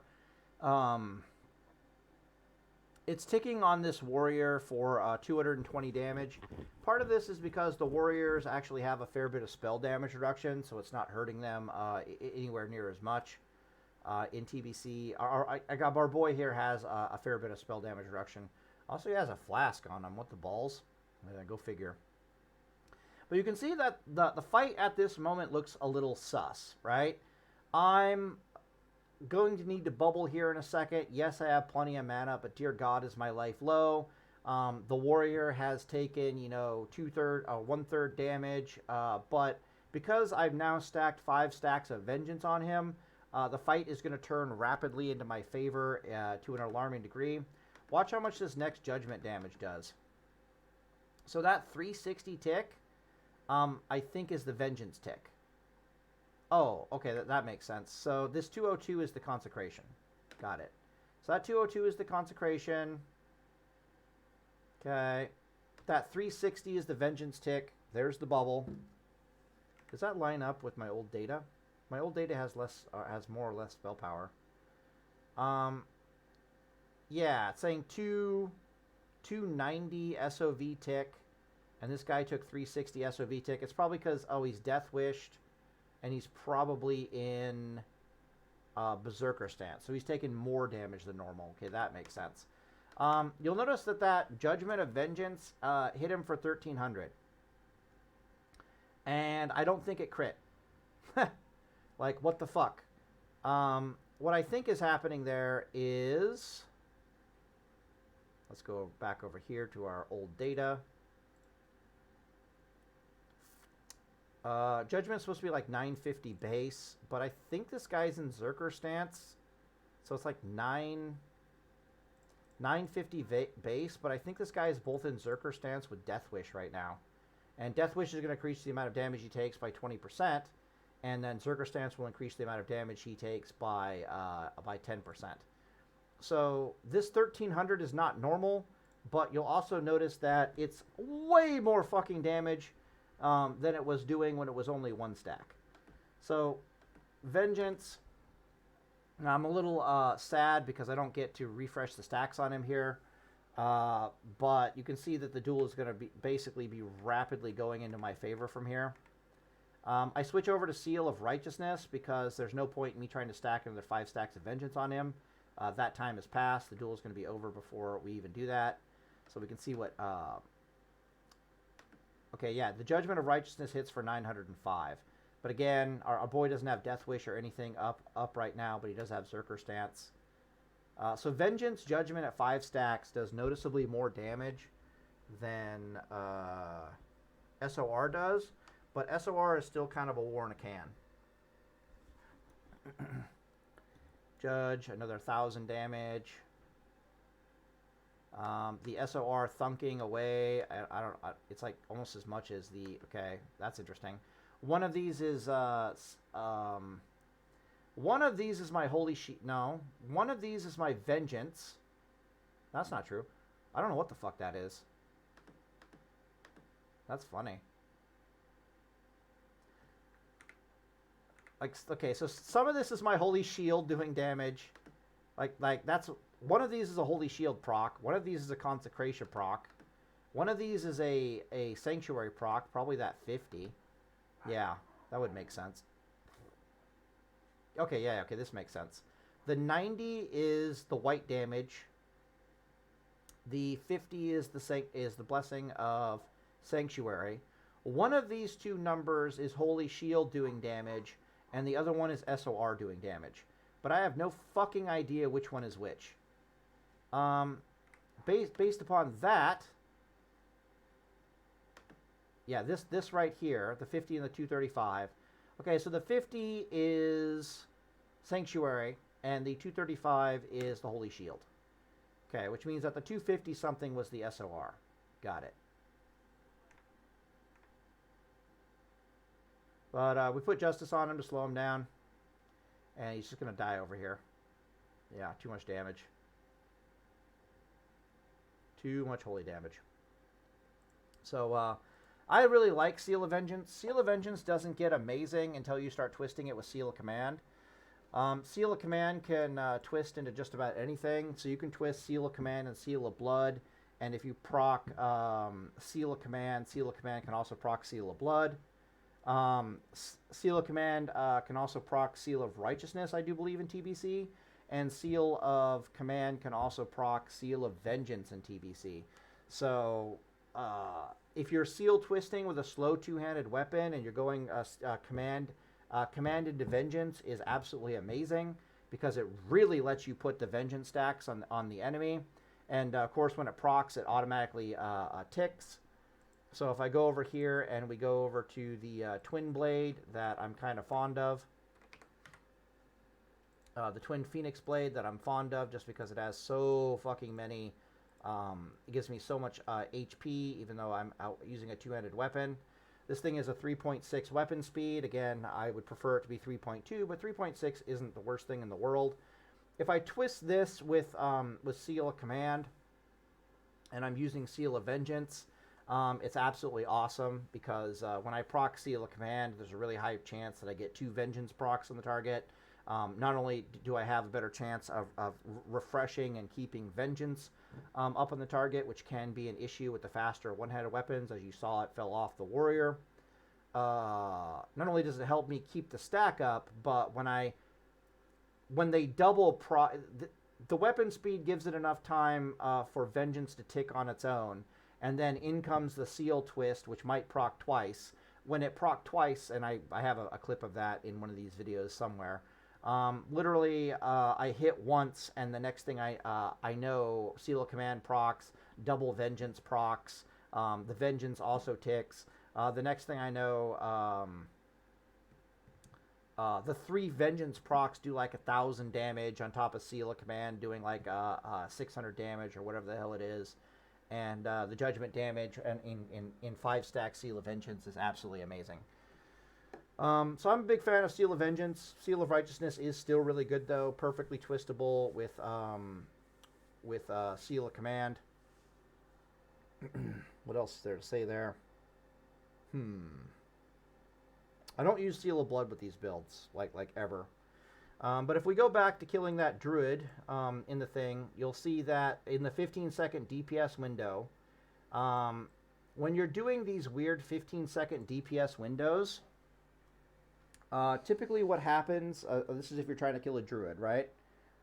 Druid, Warlock, Rogue, Paladin duo in TBC.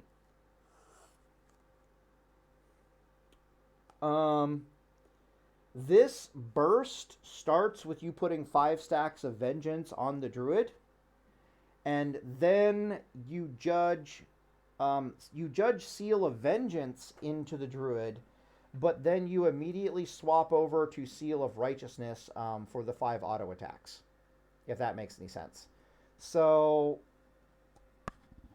why is this? Well, because having a 15-second dot that's going to do like 1.2k damage over the course of 15 seconds is good, but we don't really want to refresh that with our Seal of Vengeance anytime soon. We want to just let it tick for its full damage. And then meanwhile, we just want as much damage as we can get within a 15-second window, so we're going to be using Seal of Righteousness. So you judge Vengeance, and then you switch to Seal of Righteousness, you thunk away at them a little bit, and you can even switch back to Vengeance to judge Vengeance into them again before you go back into Righteousness. So you want the Righteousness for the auto attacks, and you want the Vengeances for the Judgment, because the Vengeances do more damage. Incredibly mana inefficient. You might even be seal twisting with Seal of Command over here. This is the Holy Shock variant, so the Holy Shock variant doesn't even bother with the two-handed weapon. It literally just uses the spell power one-hander and blasts away. Yeah, no, good stuff. So that's all I have to say about TBC Paladin right here. Bit of a heavy ranting video. It's just really hard for me to get out all this information without ranting all over the place. The traditional way that Paladin is played in TBC, the way that every other person is going to make their guide, is going to be basically a deep ret Paladin or some variant of a Holy Shock Paladin. They're going to be talking about double Holy Shock Paladin in TBC Arena. They're going to be talking about Ret Paladin in 2s, and a Ret Paladin is really, really good in 3s. 3s specifically is where a deep Ret Paladin begins to shine. Because threes for a deep Ret Paladin is an environment where Um, the heavy potential burst damage that they bring to the table. Whenever you see a deep ret paladin in arena, it's always with the same class, virtually without exception, and that is either another ret paladin or they are specifically with a shaman. Because when they're with a shaman, shamans have Wind Fury Totem and a combination of, like, you know, Seal of Command twisted into Seal of Blood with a Wind Fury Totem down can suddenly make an insane amount of burst damage flow out of the Ret Paladin and into the enemy. In 2s, that's a bit harder to pull off, but in 3s, it's incredibly easy to pull off because there's like more healing flying around, there's more CC flying around, and so forth and so on. But more importantly, in 3s, it's not the worst idea for the Deep Ret Paladin to stop DPSing and just heal in 3s comps, which gets them a lot more wins than they otherwise would. Whereas in 2s, if the Ret Paladin stops DPSing and healing, all that means is that you're not doing any DPS for the however long the Ret Paladin is healing for, which is bad. But in 3s, it's just like, okay, let me help top off everyone, and we'll do this over again, type of a deal. Savix has some really good duels, some TBC duels on the same private server that I was showing my duels in, where he does exactly that. He's looking at the situation. He's seeing that everyone is slowly dying because the healer can't heal everybody, and he's like, all right, you know what, I'm not going to DPS momentarily. I'm just going to help top everybody off, and he spends a few seconds healing everybody up, and then he goes back into damage mode. But they're really, really valued in 3s because they do bring a terrifying amount of burst DPS to the table, and 3s is one of those places where you really want burst DPS because double healer is kind of the meta in 3s, if I recall correctly. So you have 2 healers and then like 1 DPS guy. But the other way you can go in 3s is you bring a Ret Paladin, a Shaman, and then you bring like a Warrior or a Rogue, preferably a Warrior because of Wind Fury Totem. But you just want something that has the equivalent of Mortal Strike, right? Warriors have Mortal Strike, Rogues have Wound Poison, which is basically Mortal Strike. And even though you don't have 2 healers in your comp, what you do have in your comp is a hybrid that can function as both a healer and a DPSer. Some other 3s comps do the exact same thing, where they bring hybrid healer / DPS to the party. But effectively, every 3s comps has kind of pseudo roundabout some way somehow about 2 healers to the party. That's what everyone else is going to do. Oh, and Holy Shock Paladin is also amazing in duos. They're not half bad. 3 Holy Shock Paladins are absolutely hilariously good.